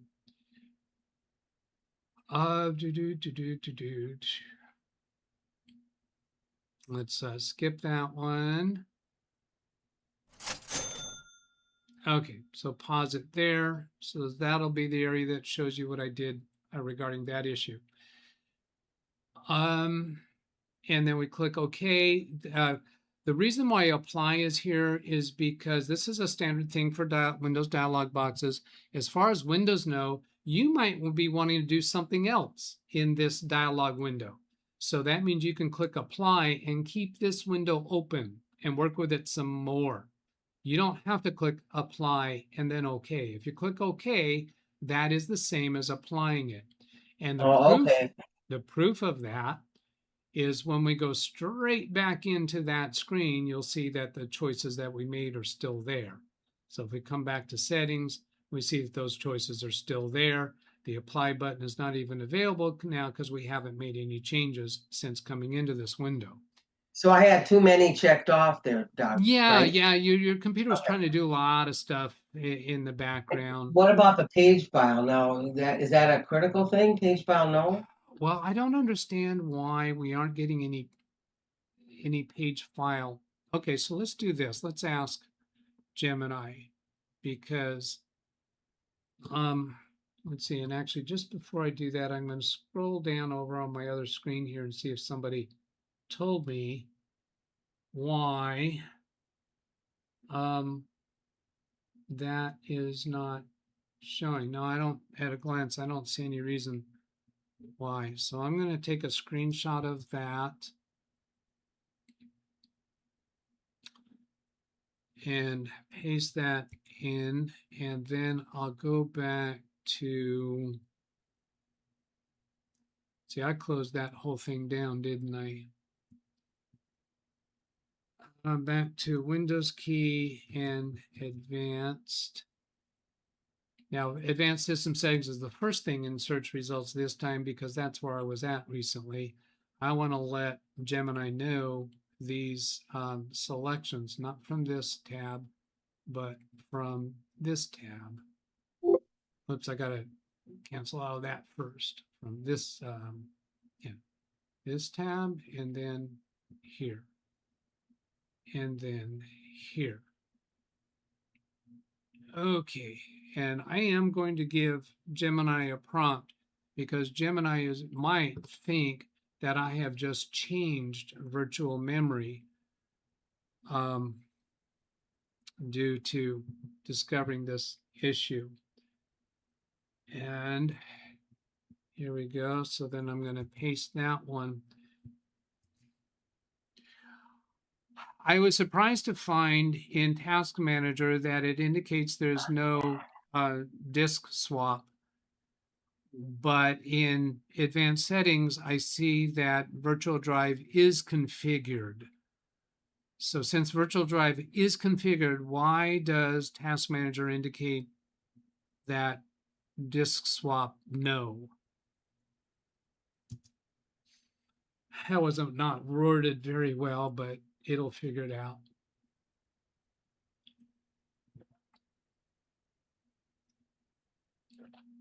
Am I having a total brain fart? I don't know. It happens.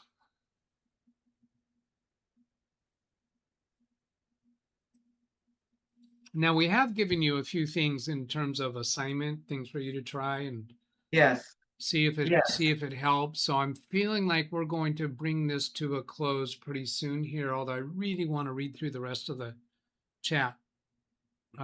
Yes.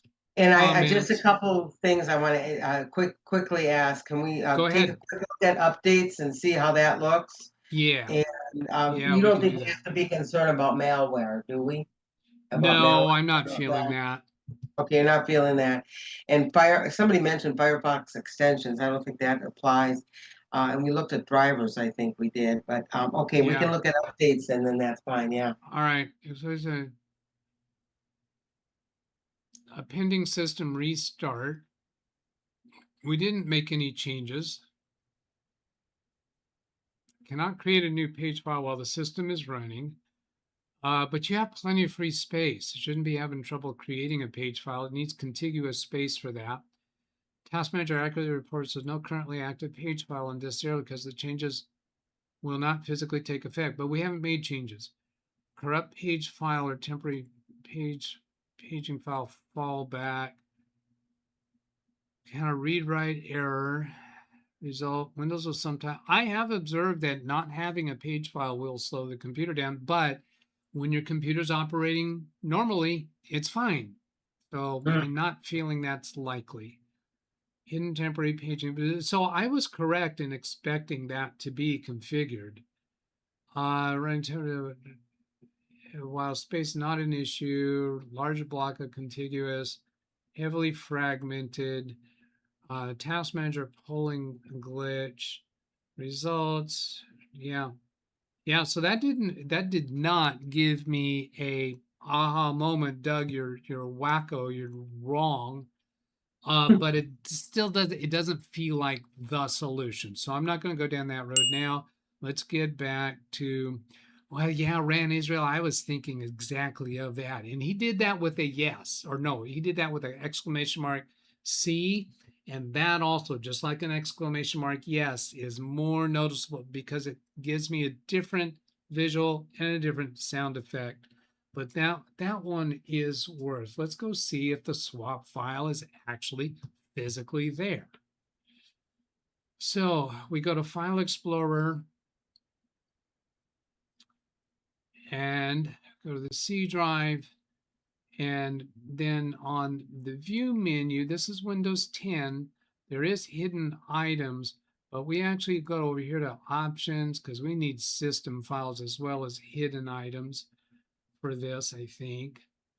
And then show hidden files is on, but here is hide protected operating system files. So we're going to remove that check mark and click OK. And do we find a swap file there? There, page file and swap file. They are there. Okay, they are there. And then let's see, we have task manager. If we go to resource, I think resource monitor is still open too. Yeah, I don't see it. So I'll open resource monitor, see if we see activity for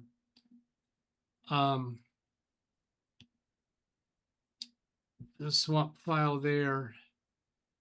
And the actual file, no, file name for that is page file swap file.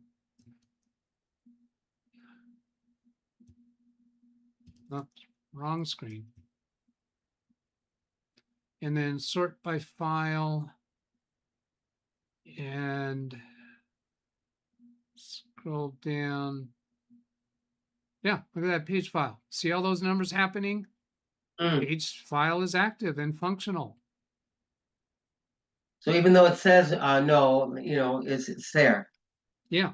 Well, now keep in mind, this is dealing with Windows 10. Windows 10's not getting as much attention as far as updates and such.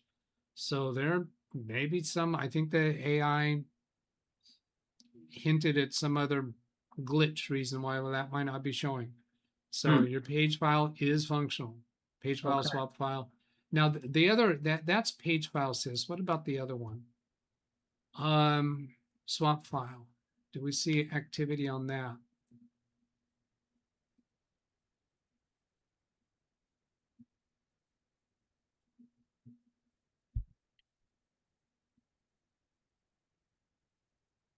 So look at all those Mozilla Firefox reads and writes happening.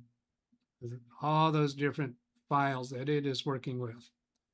So that's why I was saying one tab at a time. You'd be reducing the amount of activity, tons of activity there.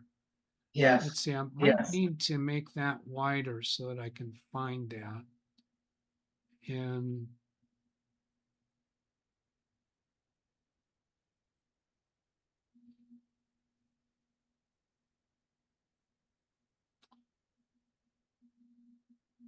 these guys jumping around so much. We're still sorted by, now we're sorted by file name. So why are these jumping around so much? Because when files close, they're no longer open.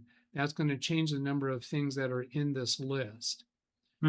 So that's why we see so much jumping around.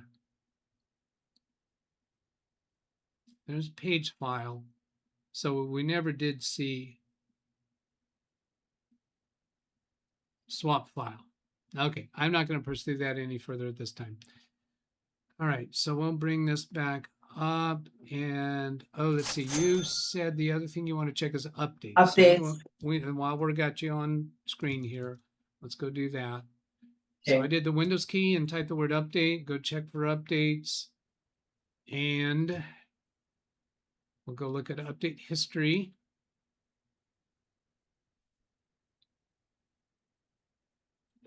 View update history.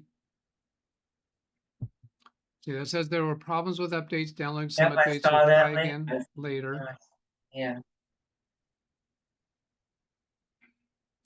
Okay, so here we're seeing some successfuls. Here we're seeing a failed to install today. Now we saw in reliability monitor that there was 2 occasions of a particular update that failed, and then subsequently it was successful. So I don't routinely pursue update failures until we find that they're really consistent. Now this is showing 539 failed. Down here we have 539 failed. Here we have 539 failed. So we've got it happening 3 days in a row for that cumulative update. My usual go-to for my next step is to download the update manually and install it. I have found many times that that is a fairly simple way as compared to other ways of clearing out update cache. But that may eventually solve itself, because if there's a lot of computers around the world reporting this to Microsoft, they are likely going to figure out why and fix it. Now, this is actually telling us, this 3 in parentheses, I think it's telling us that it failed to update 3 times on that day. This one failed to update 4 times on that day. So I'm seeing 7-10 times that it failed to install. That might be happening because of the struggles your drive is having. Yeah, maybe they're trying to install it and and that's dragging it and not. Yeah, your drive just can't keep up with it. So, and I put that in, I copy and pasted that in, and apparently there's a ton of problems that a lot of people are having of getting that update. okay. Yeah, so I'm highly inclined that if you were to image to a new SSD, that this problem might just disappear, because this is trying to do the update, trying, and your hard drive just can't keep up with it. And Microsoft finally says, you're too slow. You're failing. Goodbye. We're going to fail you out. Exactly. And I tried to do it manually back when, and I just had struggled with it. I did a little homework on it, and then I gave up, so. All right. Yeah. All right. So that's. And then as far as keeping clean and everything, I always go in that lower left corner and I go to disk cleanup. I go to I go to administrative task and disk cleanup. I think that is enough. I used to have CC cleaner, but it made me nuts, and it kept acted goofy. So I just go and try to clear temporary internet files. I think that should be enough, right, Doug? Yeah, that's fine. And let's see, there is. Oh, that's right. The swap. I wasn't seeing the swap file. We were seeing page file, but not swap file, because isn't that, yeah, that's for hibernation, isn't it? Yeah, I think Phil just mentioned that. So that may be why we weren't seeing anything happening with it. But let's move on here. I want to get there. You guys have been so great about giving us your participation in this. Logitech software install can cause issues. It doesn't feel likely that that's it. Honestly, minimum 2026, 16 gigabytes. For what she's doing, I'm not going to be going down that road with her. It's fine using HD and Windows 11, just giant bottleneck causing the described symptoms.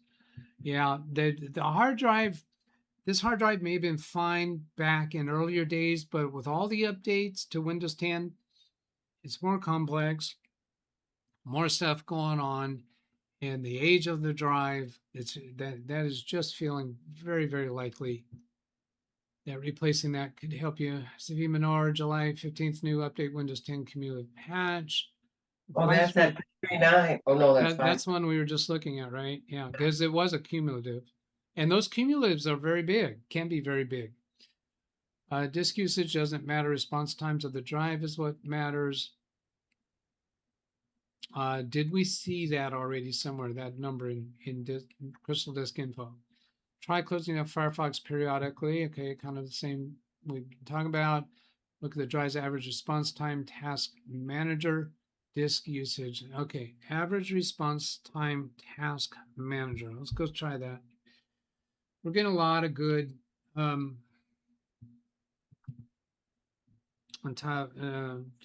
topics here, or troubleshooting. Task manager, response times on the disk. This has not been a go-to for me. Average response time, 0, 76, 1.2 milliseconds.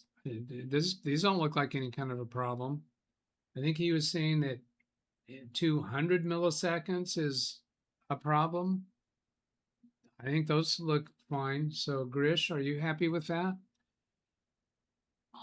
Then go back and maximize this, hit chat display.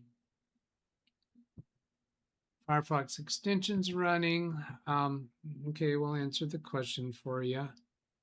And back to her computer and minimize Zoom. and it was extensions you're asking about. We'll just answer the question. I don't feel that's likely to be an issue here. See what's going on with extensions. Search by image. So this is just suggesting things to add. Install theme. It looks to me like there's no extensions installed. No, let's extensions. go over here. Extensions. That was recommended. So recommended extensions, get extensions, manage your extensions. So this looks like the screen to manage extensions, and it looks to me like there's no extensions currently installed. There's no icons up here on the toolbar. And there's a settings gear for manage your extensions, view recent updates, install add-on. Yeah, so this is looking to me like there are no extensions installed. So we'll come back here and expand this, go to chat display, go to the next one. Anytime you use a web browser to do anything on your computer, you also factor in latency of web access through your ISP. I'm not feeling that. With a 7th gen CPU, it is worth, we'll get to that one from, hi, Jeff. 7th gen getting overloaded along with slow spinning drive, both worst of both worlds. Gmail open a browser will chew up memory from personal experience. 512 gigabyte SSD is over $100 Canadian. So yeah, I think that's what my thought is. It's going to be somewhere around $100. Is this issue important enough to you, Maggie, that you'd be willing to spend that? I'm not sure. My computer's so well, it's so old, and yeah, it would help probably. But and yeah. it's a laptop, So considering how difficult it is in your laptop to replace the drive, that's another perhaps dissuasion. With slow hard drive, good practice, keep the computer on longer period of time after use the PC has enough time. Do you typically leave the computer on when you're not using it? Now maybe this is a good guidance from the expert and your team here. Thank you, team. You guys are great. Doug, I leave it on overnight. That's fine. That's fine. That would be my preference for a slow computer. Good. And should I close always? Because I do leave my Gmail open because I haven't. When it slows down, I have a heck of a time trying to sometimes get it up because of this situation. But I can close it if you feel I need to. I think closing it at night is a good way to go, particularly because Gmail can be having a lot of processes going on, and particularly since you've had the browser open for a while, because you've closed down tabs, but you haven't really closed Firefox yet. So when you close Firefox, there's other processes that perhaps got spun up from those other tabs that you've closed, but you haven't really closed down everything about it. So I'd like to have Firefox closed at nighttime. When you come back to the computer in the morning, if you open Firefox and you judge that this is abnormally slow, then you probably ought to restart the computer at that point. If you get in the habit of closing Firefox at the end of the day, and then in the morning you're in the habit of opening Firefox, you will get to understand what is a normal startup for Firefox and what is a sluggish startup for Firefox.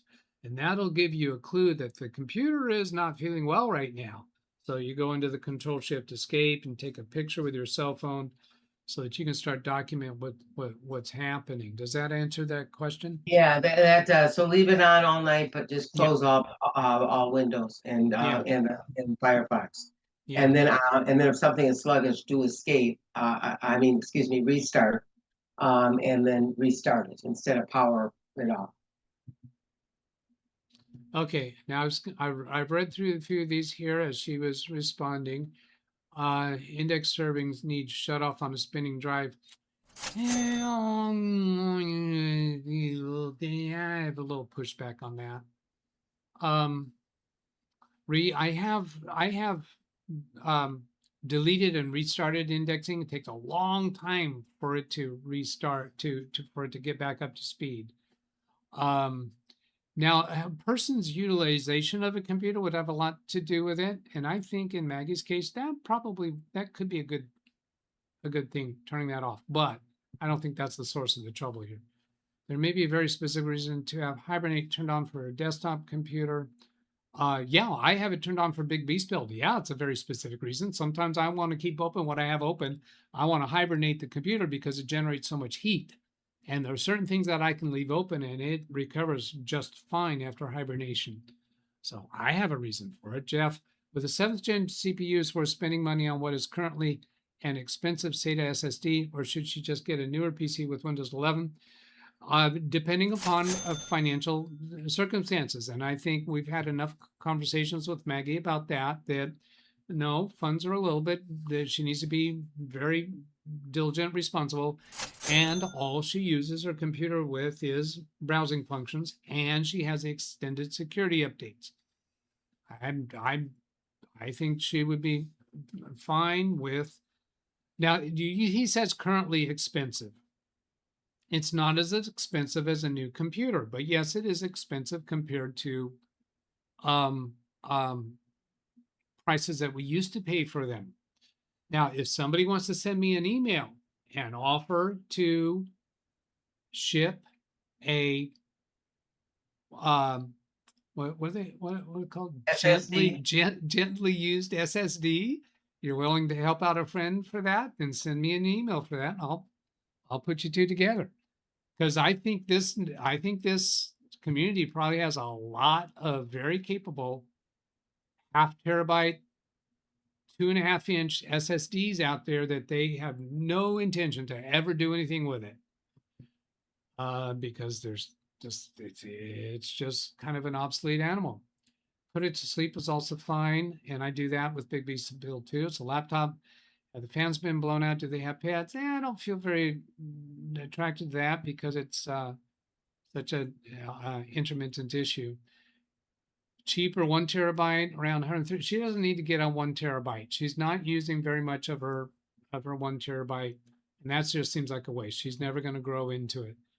On this computer, you can close down Gmail, keep Firefox open. I have a question with that. I click on Firefox on my desktop, and then I type in Gmail. Now, I could go to Google, I guess, and get Gmail, but I do click on Firefox on my desktop, and then I type in Gmail, and it comes up. Now, is that okay? Yeah. That's so fine. I like that. I like that very much for you because that means you're not automatically having the Gmail tab open when you launch Firefox. So Firefox opens to some generic home page and then you go to Gmail. I think that's a good practice. Good. Okay. Does that answer your question? Yeah. Yes. All right. Let's continue on. Try to keep your comments now restricted, chat room, to things that you really think is important to get in here at the end, because we're at the end of the show. So in my opinion, it's best to index everything because, okay, I'm not going to talk about indexing again. 256 could be sufficient. What was the size again? Let's come back here and see how much was in use. On an SSD, I really like to have at least half of the drive free so that Windows can really use it. So we have 150. Yeah, you could do a 256 gigabyte drive. Since you're doing browsing stuff, you don't do a lot of stuff with pictures or adding a lot of content to your computer. With your computer having so much life to it, at 115 gigabytes for the C drive, that's not a highly used content. Okay. So you could do a 256 drive. Compare those prices. Yes. Chat display, refurbished Dell. $352 for a refurbished Dell laptop computer with 60 gigabytes of RAM. And that should be a Windows 11. Yeah, that would be a Windows 11 computer. Is that an attractive price tag for you? Is a different way to deal with it instead of buying a used SSD? refurbish would be a possibility.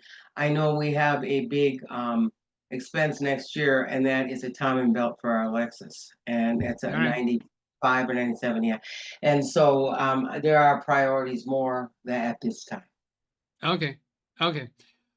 All right, Maggie, I'm going to let you go. I think But we've all right, now, given do you you want several to things to get do. rid of any of these on the bottom? I know don't get rid of the YouTube ones. I want to look at those, but do you need to get Okay. rid of anything? I will go ahead and close the things that I think you don't Yeah, need there yeah, because I want anymore. to look at those ones that you took out of the YouTube. Right. Or Right. anything else So that you think is I'll important. remove the clutter for you. And I'm going to do that by right-clicking on the tab. Whoops, no, not right-clicking. I'm just going to float my mouse over these and then move the mouse up to the thumbnail, upper right of the thumbnail to close that one. All right.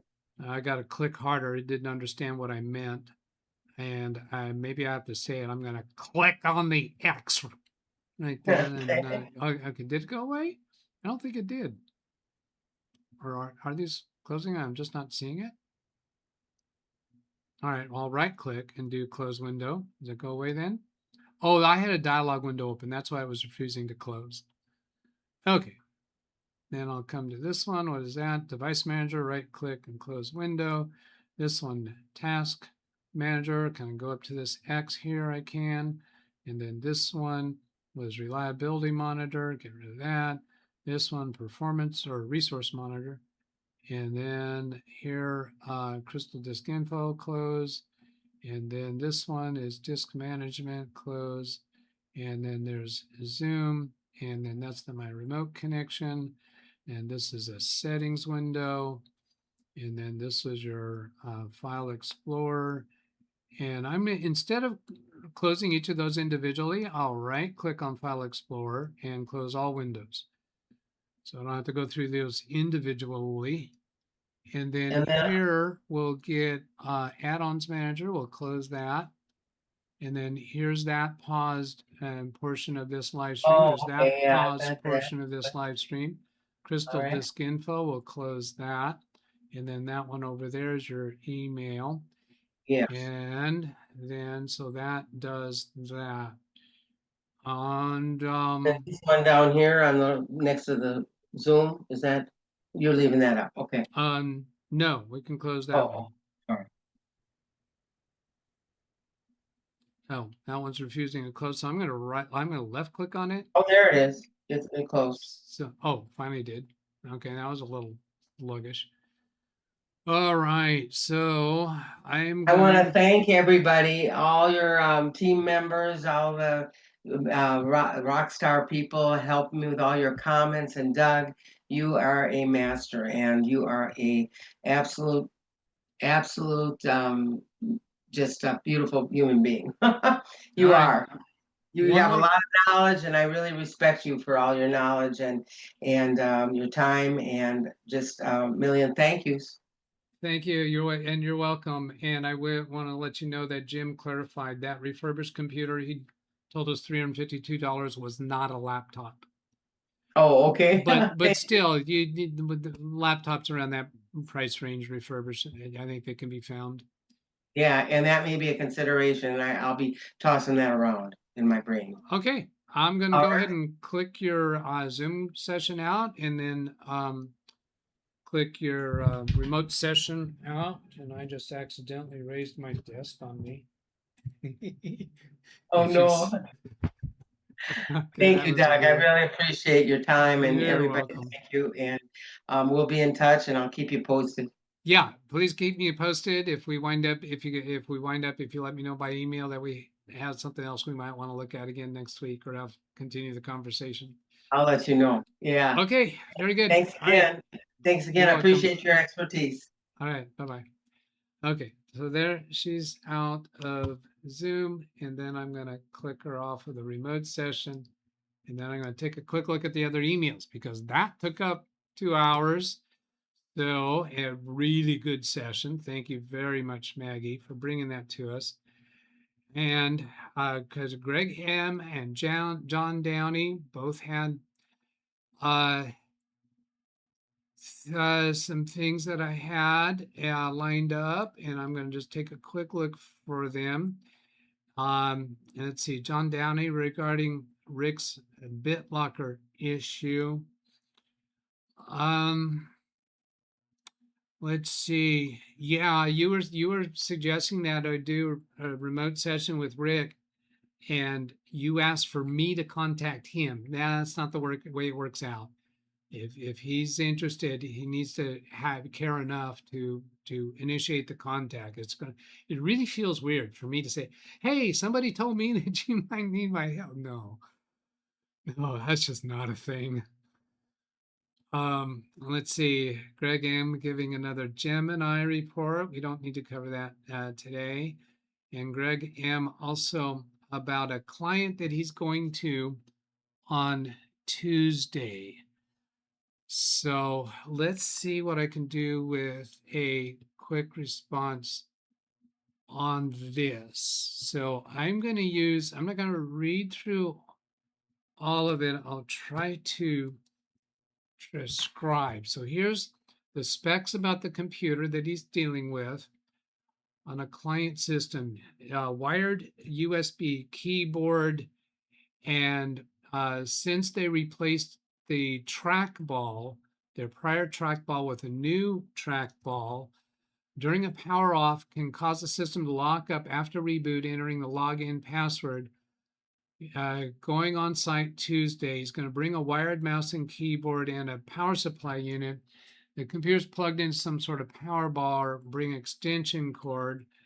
He remoted in, removed all traces of Logitech software. Now I would want to remove with Revo uninstaller because there can be other elements that a normal uninstall doesn't get rid of, or maybe even a uninstaller app that you might be able to download from Logitech. I don't know if they have one of those. Since then, up to Thursday, they had no issue. On Thursday, I remoted in and ran a stress test on the CPU for 30 minutes. There were no issues until I exited, which caused the system to lock up. I'd be wanting to do the Control Shift Escape, and I have found even connected remotely that works when other methods to launch Task Manager won't work. They also have assured me that there are no other USB dongles. Oh, and on that point is if your remote connection software has a way to issue a Shift Control Escape or even a Control Alt Delete and then launch Task Manager, because that's also available from Control Shift Delete. They have also assured me there's no other USB dongles on the system. They replaced the replacement trackball is plugged into the front USB ports, and Tuesday will check CPU, other fan cases, yada yada. So now I put that into Gemini, and let me get to that one, which Greg does Gemini a lot, but we have some different ways of doing it. Let's see. So let's get, and I think some of the things he's already proposing to do might have come from this. Great email. There you go. It's here. Thank you off stream. So this suggesting an email response to him. The ADA exit clue. Now this should, oh good, he did it as a T3. Classic system transient voltage drops, V droop. Yeah, I had no idea of this. What happens when CPU goes instantly from 100% to idle? The motherboard VRMs have to react suddenly. It's the VRMs, yada yada. The rising factor can be notoriously sensitive to voltage drops. Jump into the BIOS, disable global C states. Greg's certainly capable of following these ideas. Front or rear USB ports, yada yada. What to try, move the trackball to different port. Lingering software power settings, good call on removing. Show hidden devices. That's exactly what Gemini told him. So yes, this is similar stuff that he already got. That was, I think maybe it was included in the email. Windows power options, disable USB, selective suspend. Hardware health checks, your instinct for the replacement, spot on. struggling with transient power spikes. Before you run more stress tests, check Windows Event Viewer reliability monitor for exact time of the freezes. Yeah, high. We just demonstrated that today.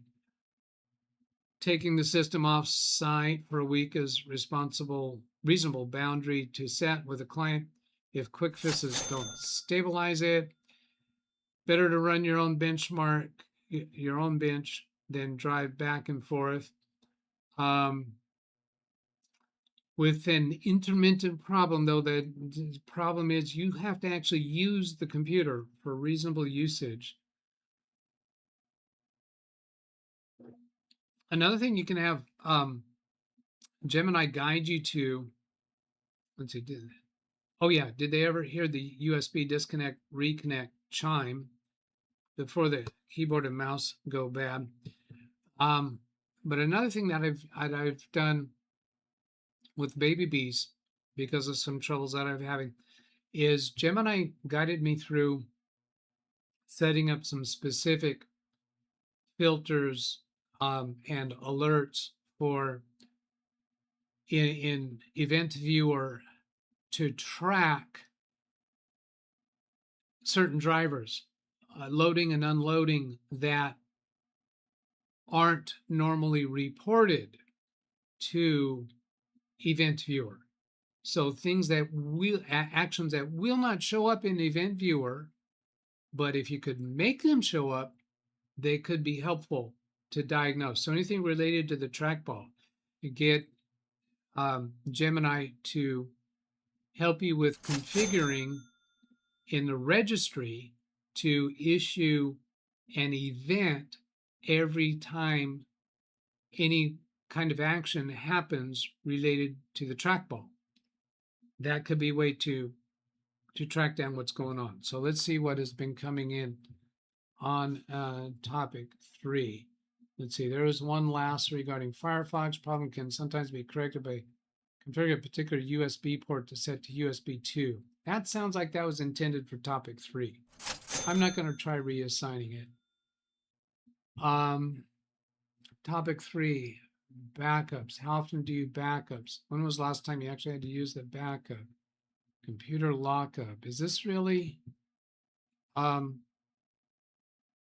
this topic? Greg, again, that's exactly what Gemini told me regarding AIDA lockup. Many older USB 2 devices don't react well with the modern USB ports. Okay. But this is a new trackball that's exhibiting this problem, so it's not an older device. The problem can sometimes be corrected by configuring a particular USB port to be set to USB 2 only. Interesting, but it's a new one, isn't it? Hence why I am bringing wired mouse on Tuesday that will eliminate the wireless device. Yeah, so if they use the wired mouse for a period of time and there's never any trouble, that tells you one thing. If they use a wired mouse for a period of time and there still is trouble, then that tells you maybe it's not the trackball, except that you still have trackball drivers installed. Maybe in the future you could spend more time showing us the diagnostic technique you did with the event viewer and the tracking. Yeah, please ask me about it if we have a day when there's not some other live issue that we're dealing with. Okay, so let's see. Topic read chant, please. Got all those. The social hellos. Hello to Zavi Minor and Chris Garrett. And there was nothing in the words topics. So we're going to call that a wrap, everybody's. Here we come back to here. Here's the email address if you want to send an issue that you're dealing with or a story that we can include on the show. I'd appreciate it very much. And let's see. I got one last. Maggie, are you in? I don't know that we ever had any chat activity from Maggie. Maggie, if you can put a comment in chat, because I want to throw you some points, and I can do that during the end show thing, song. Dog. All right. Have a great weekend, everybody. Goodbye.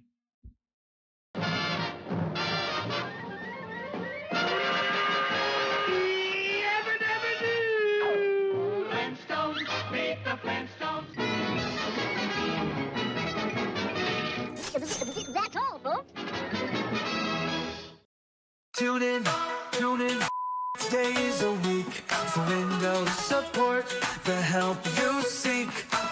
Send an email, leave a comment, join the chat. Our tech-savvy crew is where it's at.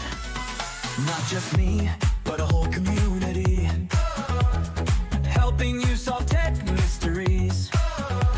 With friends who are here almost every day, we love to chat and help you find your way.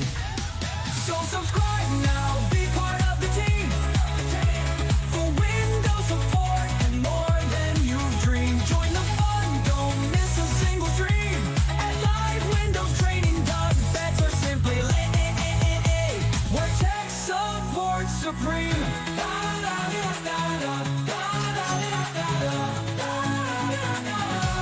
Where tech support supreme.